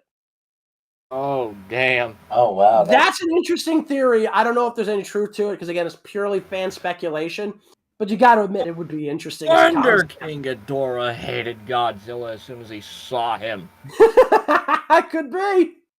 That could have. No wonder they hated each other. Well, here's the thing. We don't know if Space Godzilla will actually show up in the Monsterverse. It could be that the Shenmue thing is going to be their version of Space Godzilla, although they would not have necessarily had him be from space. But then again, it's like they've already confirmed Ghidorah's a fucking alien, so. But yeah, as I was thinking about the movie, the Pee-wee's Big Adventure, rest in peace, Paul Rubens. We covered that during the in-character stuff. But yeah, we did. Paul Rubens, better known as Pee Wee Herman, the guy who literally told us that this is crack. That, yeah. Oh my gosh. It's crack. Even though he had a bad history with the allegations, he still made everyone's childhoods when he was Pee Wee a memory. It was something to be proud of. Can you hear me? Yeah, we hear you, Warwolf. We hear you.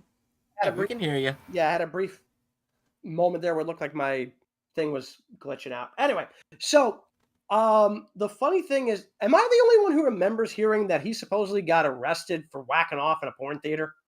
Oh, I remember hearing about that. I've heard of that. Yeah, I heard that. I remember reading about that. I remember that. That's why he didn't have any children, sadly.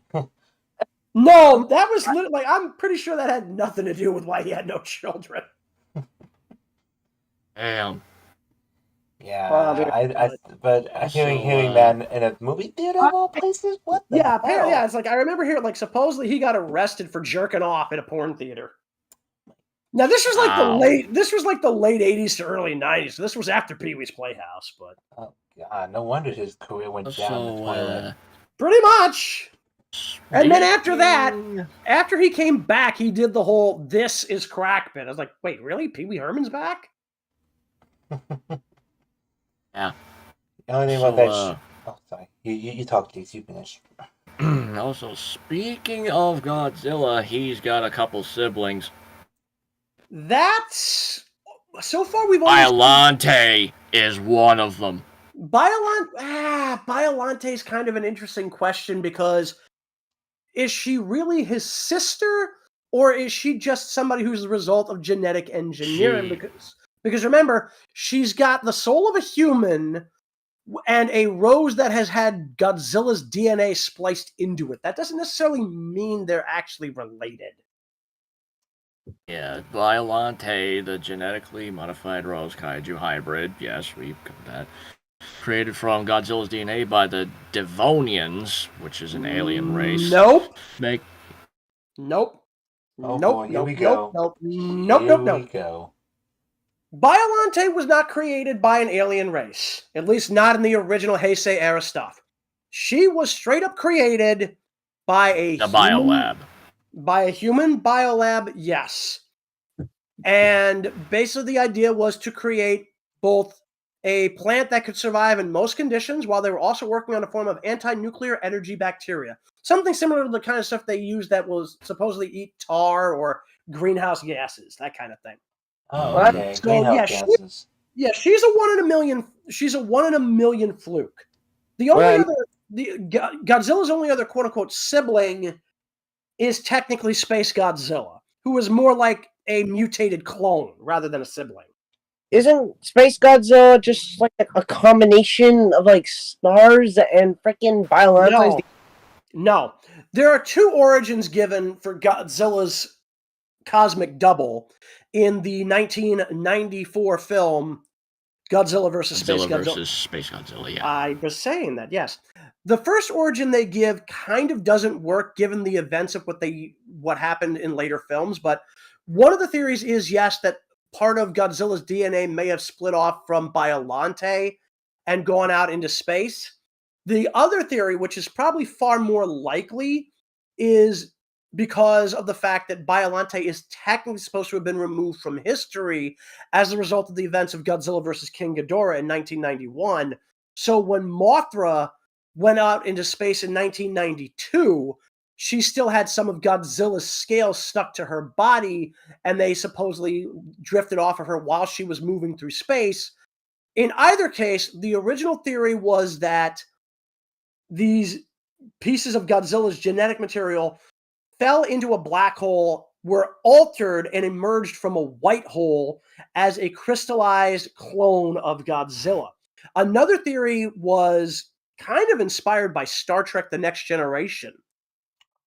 They took the same basic premise, whether it be Biollante or Mothra flying into space with some of Godzilla's scales still stuck to her, and the idea was that they supposedly encountered and fused with a strange crystalline entity. In either case, regardless of what the true origin of the creature is, it immediately decided to head for Earth to defeat Godzilla. Why, we're not entirely sure. Maybe it just felt like, okay, there's another me out there, I want to kick its ass. The interesting thing about Space Godzilla is that he is straight up based on the design from the 1992 video game Super Godzilla. Yep, I've played it. I've played it. Not only have I played it, I used to own it and I beat it on the regular. It was one of my favorite games. So you know, the funny thing is though, you know that crystalline horn on Space Godzilla? On his head? Yeah. Yeah.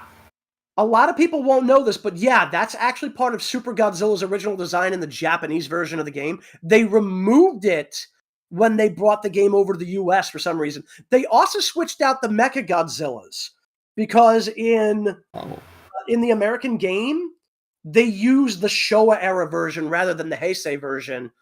And that's because at the time, Biollante was quite literally the last Godzilla film that had been released at the time in the US.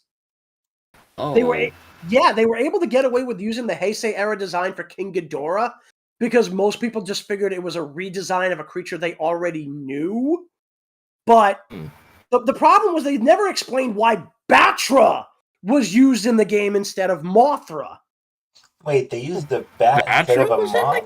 No. Batra is another moth, but his wing design, his general design is more aggressive, and he was called the Battle Mothra, hence Batra. Oh, okay. My bad. So, yeah. That might be the only reason they got away with it, because technically Battle Mothra, Batra, they probably assumed, people would assume it was just a mutated form of Mothra.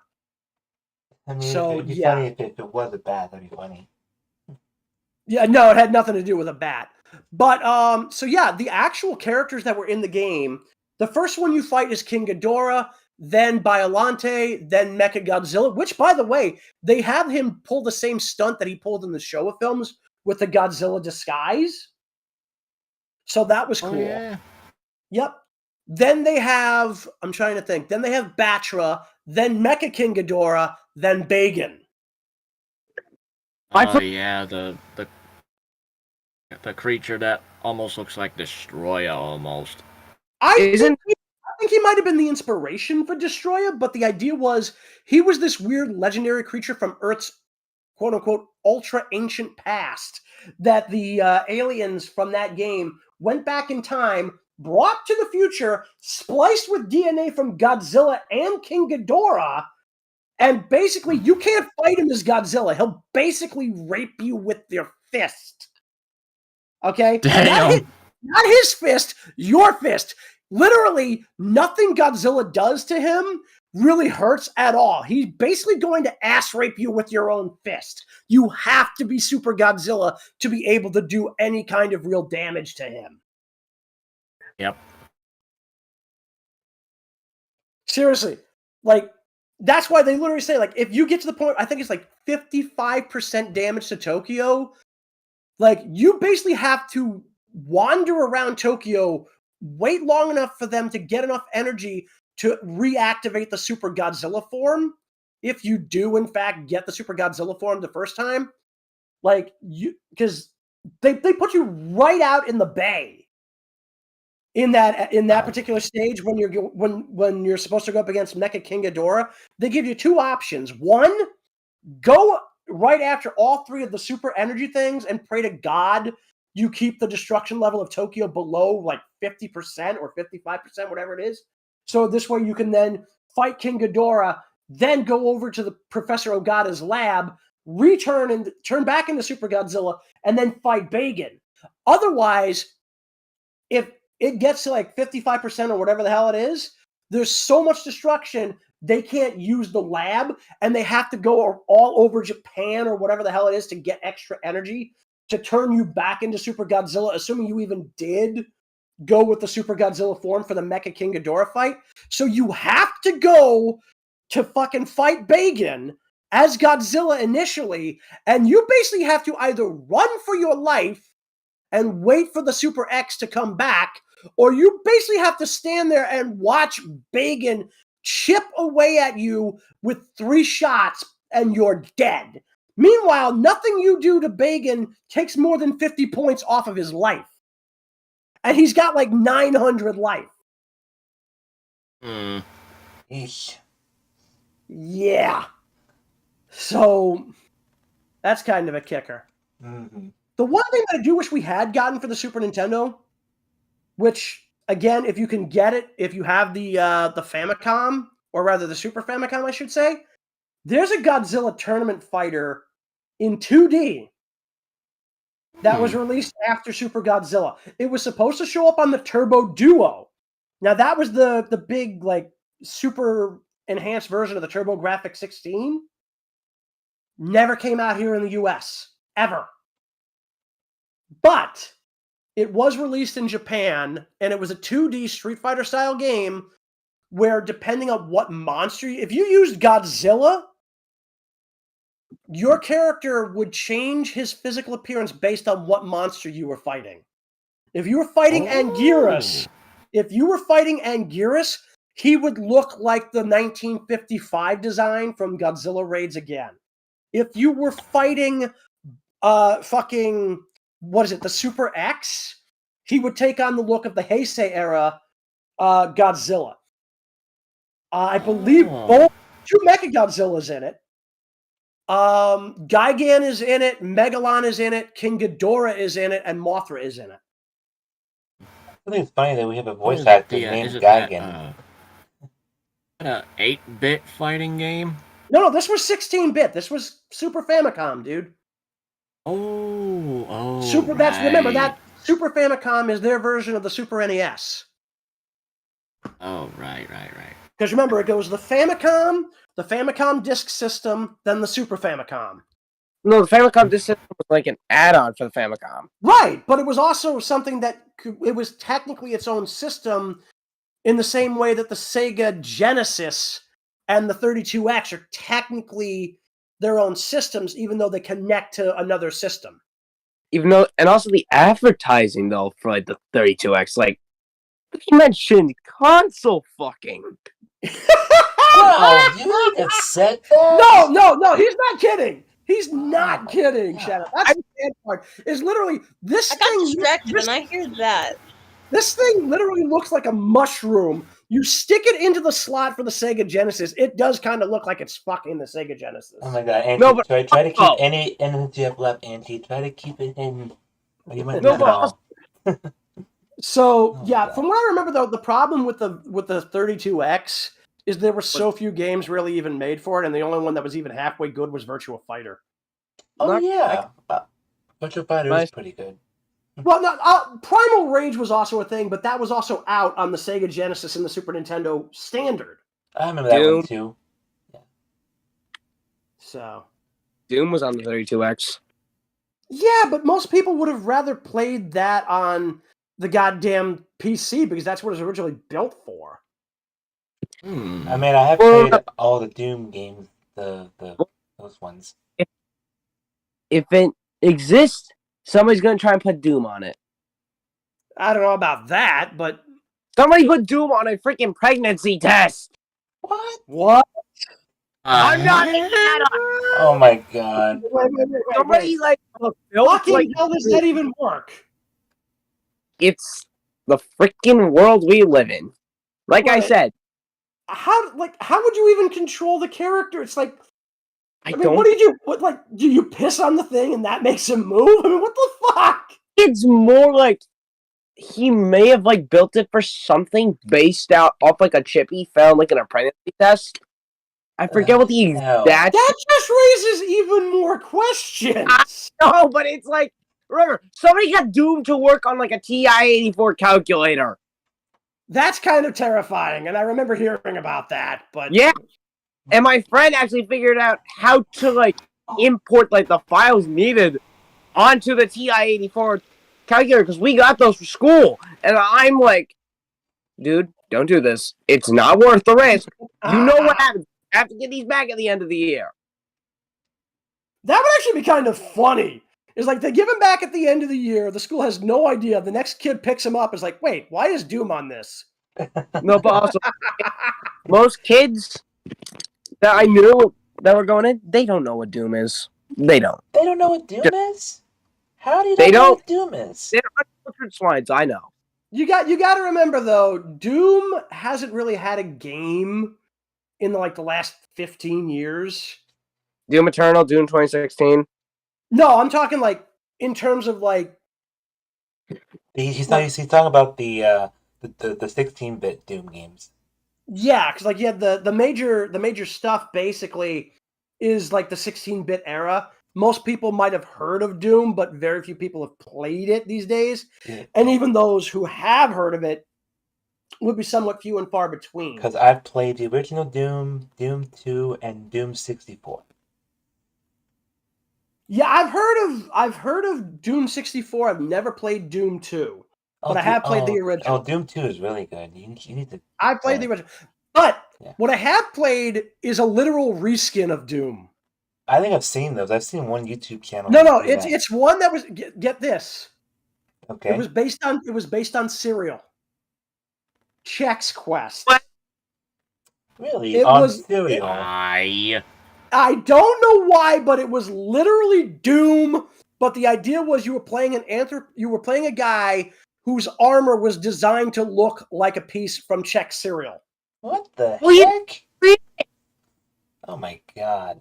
This was years ago. I got the game in a fucking cereal box. Yeah, but Chex Quest actually became so popular there was 2 sequels, yes. And they made a remake. Are you serious? That's a fucking I'm not making this up. They put it into HD. Oh my god. See, I remember hearing that they made sequels.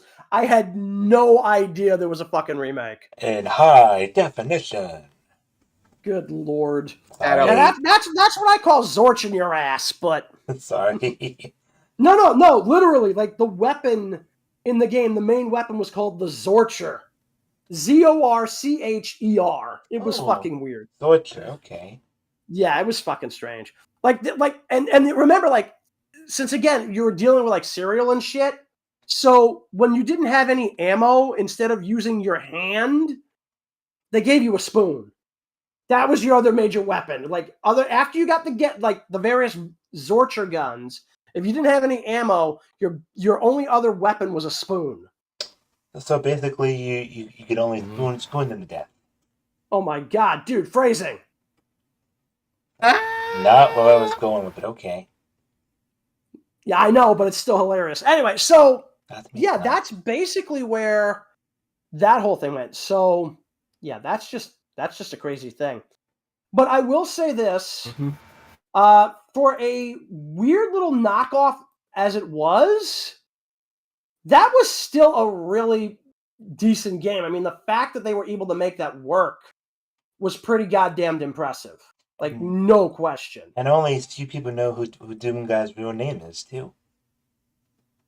I'm not sure it really matters what his real name is, but okay. Flynn Taggart, what they call him. Uh-huh. Yeah, it's a pretty cool name. Okay, we get it. Stop being it over our heads like a broken record. I wasn't being a broken record. No, Jayse was talking to me. Oh, sorry. Yeah. And yes, I know it's almost 10:40. Yes, we're just going to go until we decide to stop going. Anyway, so speaking of game, all right, so here's a question for you. Now, I grew up with the original Nintendo, the Super Nintendo, the Sega Genesis, Game Boy Color, PlayStation, PlayStation 2, Nintendo 64, and the Sega Saturn. So did my grandmother. His name.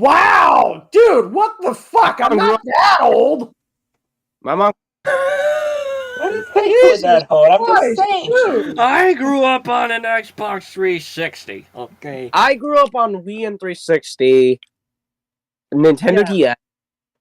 I also did eventually get my hands on the GameCube and the DS, but I've had the N64, Super Nintendo, all the rest of us. But yeah. Oh, yeah, So here's a question: What is your favorite game if you've ever played the system?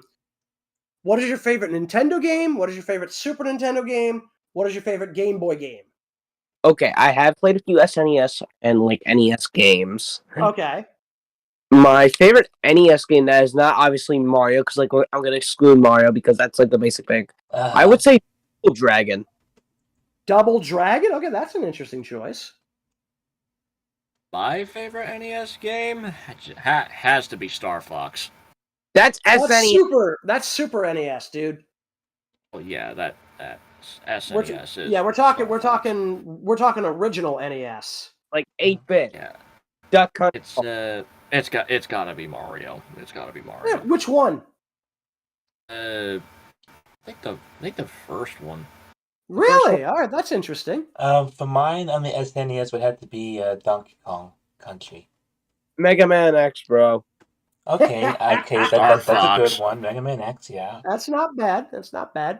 All right, so as for DS games or Game Boy games, sorry, it's gotta be Pokemon Red. Okay, that's a classic. Would you believe that my first Pokemon game ever was Pokemon Gold? Oh, nice. What? That's a good one. Yeah. Nice. That was my first one on Game Boy as well, I think. I think it was Gold. And I didn't get that until I got my hands on the Game Boy Color. But a friend of mine who actually had it put on for me Mewtwo and Mew. So I had both of them right out of the game. Oh, you lucky son of a gun. They were in my party from the get-go. Damn. Dude. My favorite But yeah, for my Game Boy games, it had to be the Castlevania games on the Game Boy. Those were good. Really? Okay, that's interesting. All right, so for me, I also grew up with a Game Boy Advance. I had DS. I had Game Boy too. We're in the same boat. Yeah. So Angie, you've been kind of quiet. Sorry, Angie. No, it's fine. All right, so all right. Did you want to answer the question, or should I go? No, I don't really want to answer. Okay, that's fine. Okay. No pressure. Okay. That's okay. For me, with the NES, I mean, there were a lot of games I enjoyed, but I will say right here and now, my favorite NES game was actually Godzilla Monster of Monsters. That's one I. Oh yeah, that's a good one. Mm-hmm. My favorite Super Nintendo game, I mean, I'm kind of tempted to say Super Godzilla, but it really wasn't my favorite. If I had to choose, though, my favorite SNES game,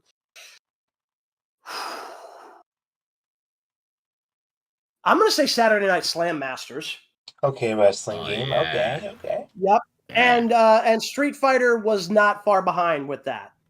I mean, Street Fighter 2 had me, so I'm gonna. As for Game Boy, WWF Superstars. Oh yeah, that was a classic. Mm-hmm. Oh yes. Of course. Let me think. And I played the Wireline games on Game Boy, and those were also good too. So for me, my next thing after that would have been for the Genesis, and my favorite Genesis game, honestly, I think would have been either, because I didn't have a lot of them, would have been either Sonic 3. Okay. Or the Mighty Morphin Power Rangers fighting game. Okay, those are both good ones. Yeah. It's like the character that you couldn't hit with any low attacks. Say again? The Mighty Morphin Power Rangers game, is that the one where it's like you couldn't hit that one character with any low attacks because they could? No, it was a fighting game, dude. Yeah, there's one that's like that where it's like you couldn't. On the Sega Genesis? Oh no, I think that was SNES. Yeah, you're thinking of the SNES, dude. I know what you're talking about. Yeah. Anyway. Yeah. But if I had Genesis, I think it's probably the Dracula games for me. I've never played those. I really wanted to, but One other game that I did like for the Nintendo. Sorry, Castlevania. Oh, Castlevania. There you go. That would have made more sense. But Rondo. so I did get a chance to play. What the hell is it? Bloodlines. When I briefly had gotten my hands on the Castlevania Anniversary Collection, but I eventually sent it back. I still have that on the Xbox One. I have that. But anyway, for me, one other game that I did absolutely enjoy the living hell out of on the NES, Darkwing Duck. Darkwing Duck? Yeah. Honestly, like, I had played the DuckTales game, I'd played Chip and Dale, I'd played The Little Mermaid, I think I played Tailspin, but my overall favorite Disney-based game was straight up Darkwing Duck. Nice. They actually have all three of those in a collection on Xbox Game Pass. Guys, what's your Are you favorite? kidding? They've got the entire fucking game set with the exception of The Little Mermaid and Aladdin and stuff on fucking Steam as part of the Disney Afternoon Collection. DuckTales, DuckTales 2, Chip and Dale 1 and 2, Tailspin, and Darkwing Duck. Guys? Yes? Yeah. What is, like, your favorite, like, Capcom crossover fight game? Oh, boy. That's a tough one. Dude, straight Marvel up. Marvel vs. Capcom is the one for me, and Warwolf. I was gonna no, Marvel vs. Capcom 2. I want to take it for a ride. Yes, I know that because of a friend of mine, but also it's like my favorite is actually Capcom versus SNK. I have the second one. I have the second one. I love Marvel vs. Capcom, but Capcom versus SNK is like a milestone in and of itself.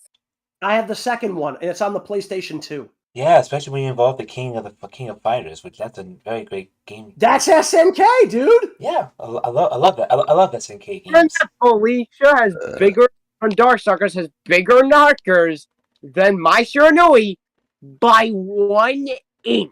Why are we even talking about that? Wait. You actually measured Morrigan's breasts against mine? No, No. Shiranui, the Queen of Fighters. That's what I said. Oh my god. I'm talking about Felicia. Oh, okay, Felicia. Also, again, my first question still remains. Just swap out Morrigan for Felicia. Seriously, you bothered to measure the size of their breasts? What are you doing in your spare time, Sear? You're a strange man, my friend, but I like it. Oh, it kind of God, don't encourage him, please. Wait a minute. Oh my god. Man. Somebody play me. I think I'm dreaming. You're not dreaming. Real and sorry, not sorry. Okay. No, seriously, what made you actually decide to check? Because I noticed something about the pixel sprite. Like, dude, you realize our Mika's bigger than both of them, right? Yes. There you go. If my Shiranui was watching this now, she would probably slap you. No, dude, seriously, Rainbow Mika from fucking Super Street Fighter 2. No, not Super Street Fighter 2. Street Fighter Alpha. She literally has the biggest breasts out of any character in Street Fighter, which means she's probably bigger than Mai. Yeah, she definitely is. I'm looking at pics of her now. Hey, still, we didn't need to. She's a fucking pro wrestler. And all I can say is this: Auga! Okay. Keep it down, will ya? Sheesh. I'm sorry, bro, but Cammy's the best one to me, and nobody can say No. Here's the thing. Cammy is my girl. She's my fucking Street Fighter waifu, and I will fight anybody who tries to take her from me. And we would likely lose. Welcome to the club. Say again? Welcome to the club. Yeah, there you go. Wait, is it the Bullet Chun-Li Club? is my girl, and I will. We gay. You want to be crushed? Anybody who tries to take her. Yes, we gay. You want to be crushed by her thighs? Just say it. Yeah. I don't really know which one is my wife. The funny thing about Cammy is she's also the only character who, for whatever reason, has wrestling moves as throws, despite the fact you think that Rainbow Mika would be the one to do that. Because she's an actual pro wrestler. But also, them legs.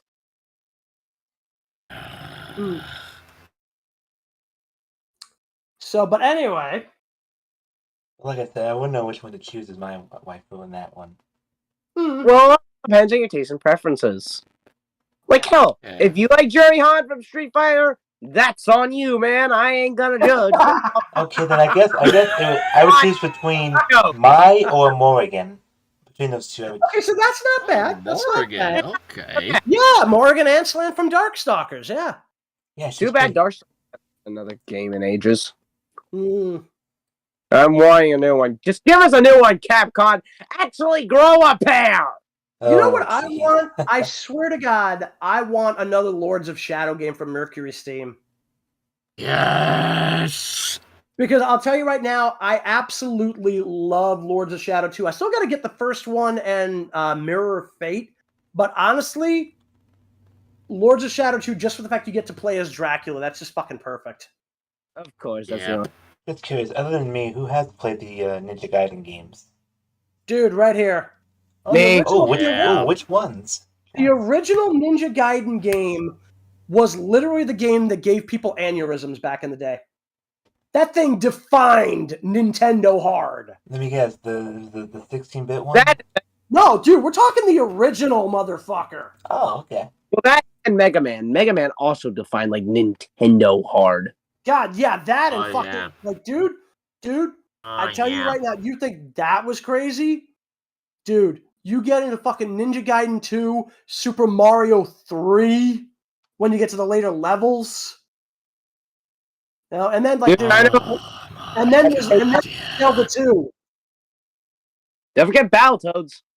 Oh God, yeah. Yeah, definitely. Oh, definitely. Battletoads.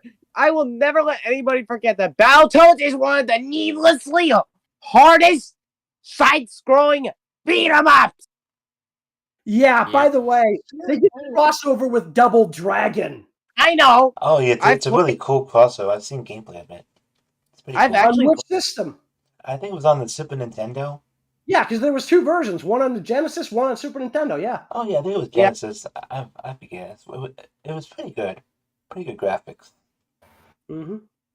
And the storyline was pretty good with it. And the first one, you fight a Bobo and you pretty much kick his ass. Yeah. Give me 1 second. I got to drop out just for a second to take care of one thing that just glitched out. I will be right back. Okay. No, but I mean, I have a lot of emulators for these games and I can stream them. I can play them. You guys can stop by and watch me play. Emulators, yes, but also, I've beaten them. I believe you. I can tell by your voice. Beaten Battletoads, and Double Dragon, and yes, like the original Battletoads. Hard, side-scrolling, like jet ski level and all. Oh, God. A jet skiing level? Yeah, remember, it's one of the most, like, well-known things about the original Battletoads on the NES. Because, like, you can't, because of the way, like, the platforms and obstacles work, it make... Wait, really? What? Oh, crap, I'm on 10% already? Are you using your phone to chat with us? No, my laptop is on 10% right now. Then plug it into a charger. Where's your charger?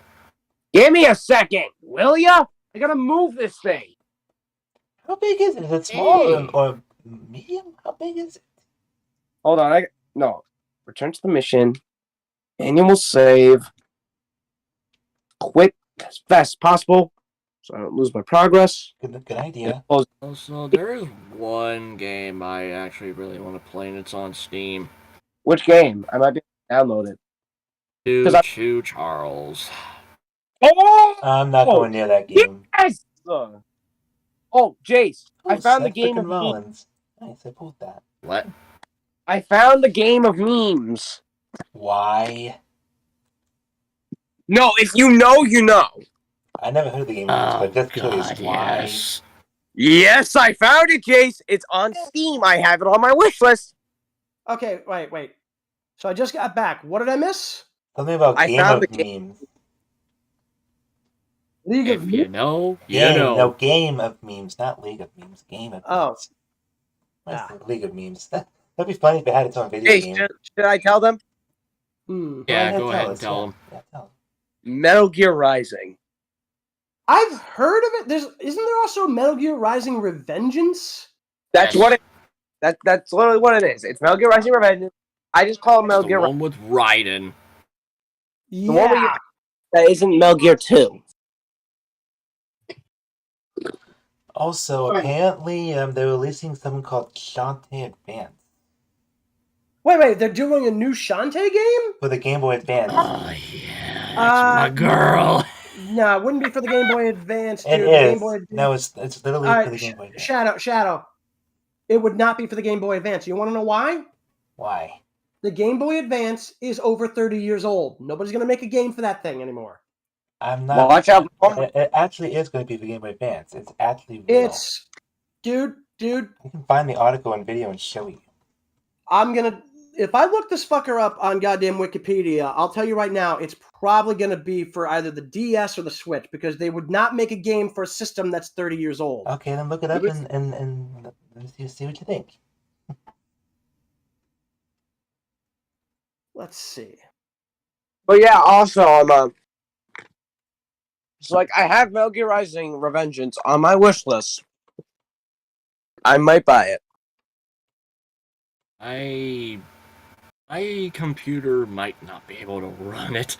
Actually, no, you might be able to run it, Jayse, because like okay, well, I'm looking at this. I'm really thinking somebody's playing a prank on this. It has to be. Because I'm looking this up on Wikipedia, and yeah, they're fucking saying Game Boy Advance on this thing, but there's no way in hell that would even be a thing. No, but like Jayse, Metal Gear Rising can run Windows XP. Oh, no, wait. I see why. I see what happened. This fucker was originally set to come out in 2002 and was canceled. Somebody went back and they got it greenlit again, so they're going to technically have it on the Game Boy Advance, even though it's been 20 years. So if you have here's the thing. If you have the DS, you could probably just play it right on the DS on the fucking Game Boy Advance slot. And I have a DS. I still got my DS Lite. I have that. No, DS Lite doesn't have the fucking... The DS does. It does. It has a Game Boy Advance port on the back. Okay. Well, I grew up with a Lite. Yeah, I have the DS. I just... It's the only one I didn't know that the Lite had it. I knew that the regular DS did, but... Oh, my bad. I meant to say DS, not Lite. I got the regular DS. I am just getting too ahead of myself. Yeah, because the DS Lite doesn't have it. The DS does. No, the DS Lite has it. You sure? You sure? Yes. I grew up with the DS Lite. Okay, then can you get the DS Lite and show us? Give me a minute. I'm going to actually just check it. Hang on. I'm just going to check out right now. Okay. Because I'm already on Wikipedia. And, yeah. Oh, motherfucker. It looks like the one I have is the DS Lite. So, yeah, no, he's right. Okay. Because the one I have has a fucking Game Boy Advance port. Exactly. I have Game Boy Advance cartridges. I used to play Metroid Fusion on that DS. It was fun. I only have like a handful of advanced games though myself. I have like I still have a couple. I have like a Teenage Mutant Ninja Turtles game that's based on like the 2003 series, aka my favorite series. But ever since I got my phone, I kind of not played my Game Boy Advance. I have. Let me think. When it comes to the Game Boy Advance games, I have a Gundam Seed fighting game. Nice. I have the 2 Super Robot Wars original generation games, and I think that's it. Okay. Wait. Have any of you guys heard of Custom Robo? I've heard of it, but I didn't play it. Doesn't sound familiar. They need to bring it back. No, I will not when it comes to DS games, I actually have a couple. Another Game Advance game I played a little was Advance Wars. So the DS games that I have, okay, I have Castlevania: Order of Ecclesia. That's a good one. Mm-hmm. Kamen Rider All Rider Generations 2. Wait, what? They have a DS game for Kamen Rider? Yeah, it's a Japanese import. I happened to get a hold of it because it's not region locked. Oh yeah, the region locked. I don't know. I have a DS anyway, but I don't know if I can run it. I don't know. Yeah, I don't remember what the other game I have is. I have like 3 or 4 games. Fun fact. I have like 3 or 4 games for the DS. The only 2 that I can remember off the top of my head are, again, I think one of them actually, I don't know. One of them is the Kamen Rider Kamen Rider Generations All Riders 2. Because that one had Wizard in it. Wizard was the most recent one. And because of that, they hadn't programmed in all of his actual powers. So. I mean, I have a few DS games. I have Kingdom Hearts Recoded, Bejeweled 3, and Sonic Rush, of course, because that's a fun one with Blaze and Sonic. Well, you have the emulator for that, so yeah. But no, I have the physical game, Sonic Rush. Oh, nice. Yeah, it's in my bedroom in its cartridge. Yeah, I think it's just those 3 that I have. It's just Order of Ecclesia, the Kamen Rider game, and what the fuck is the other one? I know I've got one other DS game, and I can't remember what the hell it is off the top of my head. I have way too many. Because back then, when the DS was popular, it was hard for me and my grandfather to get the games because they were very expensive when I was younger. So we had to get used games from like a GameStop or a Game On or something like that. That doesn't surprise me. Yeah, it was fun. It was a good experience back then. Going into stores and getting games by trading in old ones and getting new ones. Those were the good old days before eBay and Amazon and everything else became a big deal. Like back then when Radio Shack was a thing. Oh God, that takes me back. Rest in peace. Yeah. Rest in peace, Radio Shack. I think the only thing at this point, most game stores are pretty much gone anyway. I think like GameStop is one of the few that's still around. And Game On has a few stores, but they're mostly. Yeah. I know. There's like one place in the local mall, but I think it's like a regional play. It's like a regional shop. So. Plus, GameStop will stick around because GameStop actually sells merchandise as well, not just games. They sell like a lot of. Honestly, the one game that I would love to play on the DS that I never got a chance to get my hands on, I still got to try to get a hold of a copy, whether as long as it's in good condition. New Super Mario Brothers. Oh, I want to play that because that one's fun. You get to be a giant Mario. Oh yeah, that's. Oh, so New Super Mario Bros. DS. Yeah, that's literally like it started out on the DS, and then eventually it jumped over to the Wii. I know. And then the 3DS has New Super Mario Bros. 2 on the 3DS. Wait, the DS has it as well, so. No, except that game is only 3DS exclusive to Mario Bros. 2. New Super Mario Bros. 2. Yeah. Yes? I never in coins. What was that? Your mic cut out a bit. What was that you said? I never got 1 million coins. Remember, that was the whole tagline of Mario New Super Mario Bros. 2. I remember. I've seen gameplay of it. I was a fan. You had to collect every stinking coin. It was a crazy thing. Yeah. Trying to get to points is not worth it. Noted. Like the reward is. Okay. So, question: excluding anything from the GameCube, the Wii, Wii U, or Switch, what is your favorite Mario game of all time? My favorite Mario. Oh boy, this is a tough one. 64 DS. Mine would have to be the first one, the original Super Mario Bros. Because that was the first game I played on NES when I was a little kid. Mario Kart for the DS. Oh, I played that on an emulator. A little laggy, but it was fun. I played the real thing. Lucky bastard. What about you, Sear? I will have to say it's a tie between. It's a pretty much tie between New Super Mario Bros. Mario Kart DS. Well, no, remember we're excluding anything from the GameCube, the Wii, Wii U, the DS, and the Switch. We're excluding those. Okay, so then I'm Oh, I'd say Sunshine. Or no, that's that's GameCube. that's GameCube, you idiot. We're basically talking N64 and back. N64. All right. For example, Super Mario Advance on the Game Boy Advance was good. That's still past GameCube, dude. No, it's Game Boy Advance. Yeah, but Game Boy Advance came out around the same time as the goddamn GameCube. That's why. Why does the Game Boy player exists? Exactly. Oh, okay. I want to say it was Wrecking Crew, which yes is a Mario.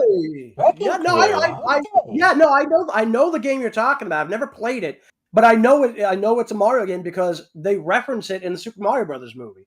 Well, also it was confirmed to be a Mario game because literally, I'm pretty sure even so. Yeah, that's Mario. Mm-hmm. Anyway, for me, it's got to be Super Mario World. Oh, that's a good one. You know, that is honestly, it's the first Mario game I ever actually beat. It's because it's one of the funnest, most easiest ones to beat, unless you know what you're doing. It's not as easy to beat as you think, but it's certainly like if you dedicate yourself, you can do it. Because I didn't just beat it, motherfucker. I went all the way through Star Road. Whoa! So and then went back through the game when they changed the Koopa shells to Mario masks. What? Goodness gracious! Oh, I remember. I'm dead serious. If you go all the when you get like all 6 of the Star Roads, and then you go up into that one special area where you get like those other 11, like literally, like you loop all the way around to the other end of the special area in that final Star Road.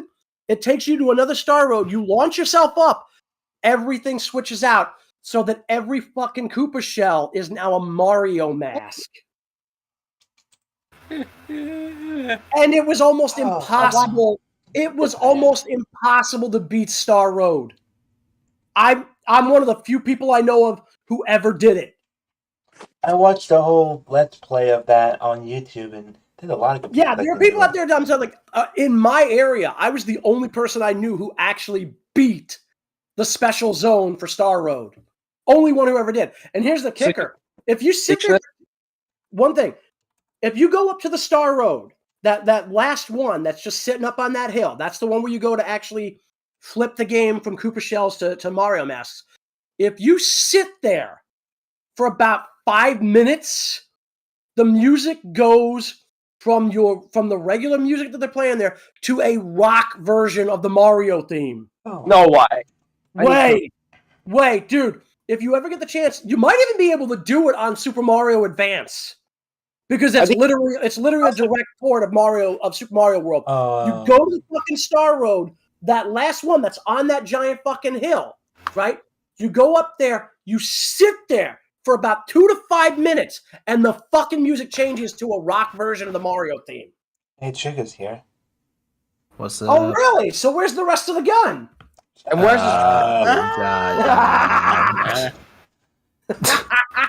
So, Trigger, welcome to the live stream. We did a reaction earlier to episode 5 of season 2 of Helluva Boss. We largely all agreed that it is the weakest episode of the series, probably the worst episode of the series. But we've also been discussing we're also discussing season 1, episode 6 of Murder Drones, which is slated to release technically tomorrow. Let me see what time it is. Yeah, technically still like an hour Tomorrow away. at 6. Tomorrow at 6 p.m. Nice. Yeah, I'm excited for that. And thank God I finished off that shift I had earlier. Otherwise, I'd be working through it. Oh, did you get through episode 25 already then? Back. Yeah, I did. Nice. Sorry, my back's still screwed. I was working a full 12-hour today. Woo! 12 hours? What do you do? Exterior painting. So a lot of ladder climbing. I know you mentioned that. Yeah. Okay. 12 hours. I mean, it's not as hectic as my last job was, though, and thank God for that. Hey, at least you're getting paid for it, bruh. Yeah, it's 17 hours. Not too bad, but I'll take it. I mean, the thing is, I'm probably gonna have to buy a new bed soon. Oh, yeah. So like a good bed. Well, what's currently wrong with my current bed is that every so often the springs are poking through the mattress. Out. Ooh. Yeah. Aye, So aye, I'm basic. That's disturbing. Yeah. Well, the bed I've had it for almost 20 years. So my old mattress sadly had mice I just in recently got a new mattress and box springs, so. I mean, had like, a new mattress too in my room when I had to get the new bed springs. I showed Sear what it looked like when it got done. I just need the new mattress. The box, the fucking other thing there that you put underneath the mattress is fine. Yeah, sorry, Jayse. I yawned and now you're yawning. Sorry.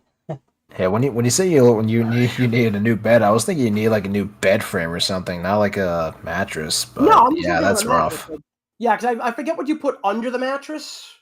Yeah, Box the box springs. spring. Box, just like the solid box underneath the mattress. Because my old mattress, when I lay down, I feel like I'm sinking into the mattress. Cause that too. It's like the springs are basically like.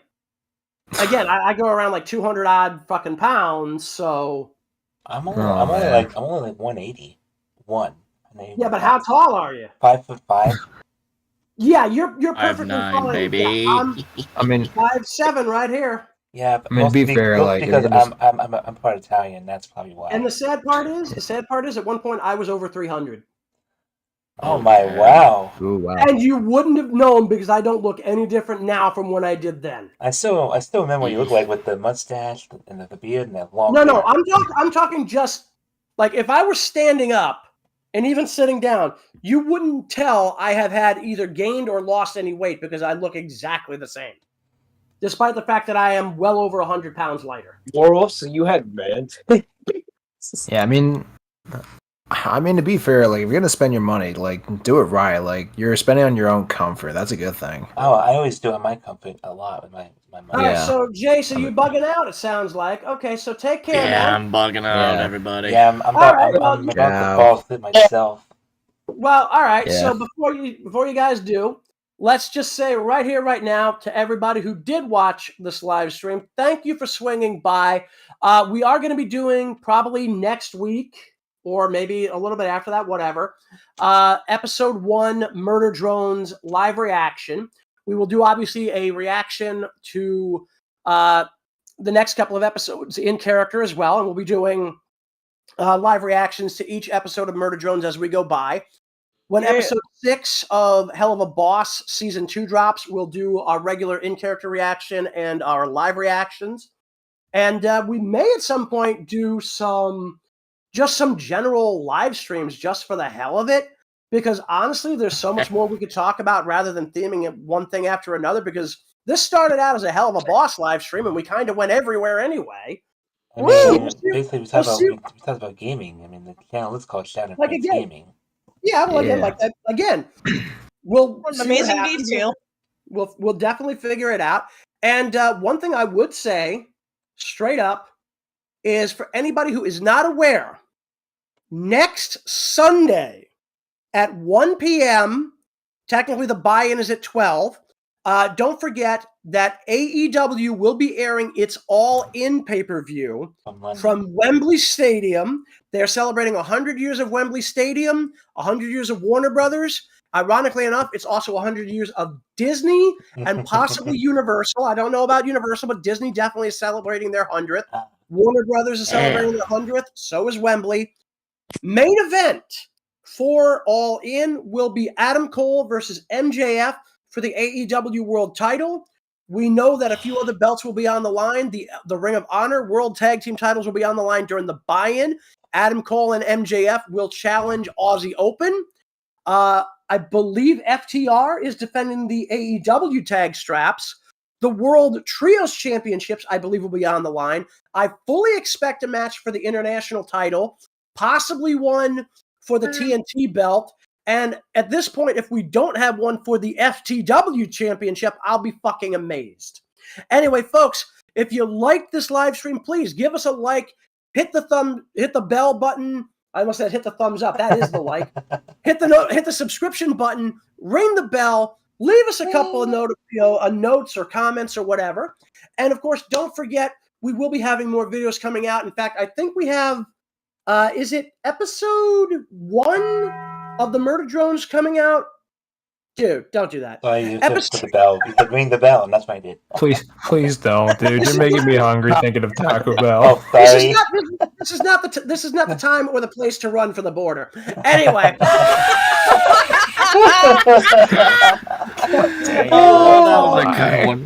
right. I think next week we're dropping our first episode of Murder Drones. In fact, aren't we?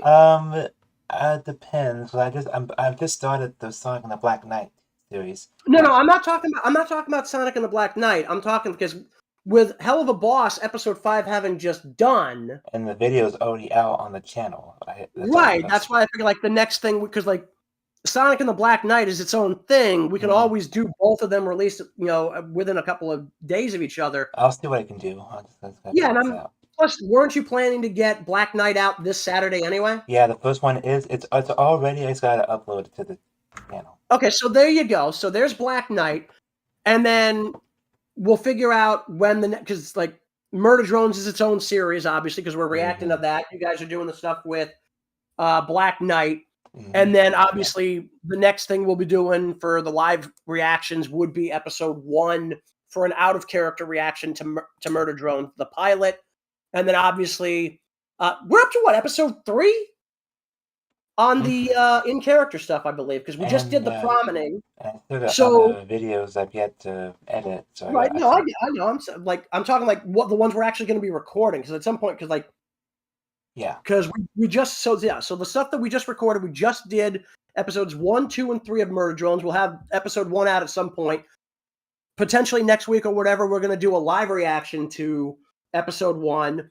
We're going to have episodes 1, 2, 3 when they come out. Episode 4, obviously, we'll probably record that sometime this coming week. Episode 5, same thing. And then, the week after, and then the week after that, episode 6. So we actually have quite a bit of stuff here for anybody who's looking for more stuff in the vein of Helluva Boss. Murder Drones, obviously, would be in that particular category. We are, of course, doing the whole Black Knights thing. I was in the first one, but and then you opted out the other 3 because you didn't like the night roleplay we did. Yeah, because I have a hard enough time figuring out who's who to begin with. Adding on that other layer there just confuses the living hell out of me. So Sonic did end up basically skipping out for that. What the hell is the one we're doing tomorrow? We're doing something with the plushies. It's Crazy Mario Bros. Movie Mario meets movie Sonic. It's pretty funny. Right. So so we don't do those too often, but every once in a while you'll get me on a Friday video. It's very rare, but it'll happen. So either way, I do know what we're doing for the recordings from Monday. Of course, again, that's the next Murder Drones. Yeah, the cast hasn't been decided for that yet. I should have the cast let's see the Saturday or Sunday. At this point, I would think at least Sear and me and Jayse and you and probably Vector. He was off this week, but he might be back for the. I have not seen Murder Drones yet, but I'm kind of interested. Okay, so Angie. Let me know. Go take a look for Glitch Productions on YouTube, or you can just look up the episode name, the series name, Murder Drones, episodes 1 through 5. Yeah. Okay. Yeah. And because you got a good job. And I think I was in the last 2 with you guys when you were streaming it here, like for the character reactions. And that was 2 and 3, yeah. And of course, we also do open mic nights on Tuesdays for people who want to volunteer, and those have been very successful. People really enjoying those, so I'll keep doing that. Well, there you go. Yeah. So that's basically our schedule for the next couple of weeks. Like I said, if you're a Murder Drones fan, we're going to have that out as soon as possible because, again, we've already done the first 3 episodes. Episodes 4, 5, and 6 will be done probably in the next few weeks, and then obviously we've got to wait until episode 7 and 8. Episode 6 of Helluva Boss, we're looking forward to that for second season of that. And we'll see how things go as the rest of the year goes. But again, folks, if you liked this, give us a like, hit subscribe, hit the notification bell, leave us a comment, keep an eye out because we will be doing more stuff as the year goes on. And of course, we'll have more stuff for you, hopefully, at the start of next year. But we're still here this year, so wait and see what we've got in store for you. Take care, everybody. Especially when it comes to Halloween and Christmas. I got to pick up what we can do for those. Yeah, we'll have to wait and see. Take care, folks. Have a good time. Bye, bitches. No. Not bye. No. Bye, bitch balls. No, that's Because nobody wants to buy bitches because that just means you're buying dogs. If you buy bitch balls, you are literally buying balls for bitches to attack. I thought you were trying to come up with a nickname for baseball. Bitches ball.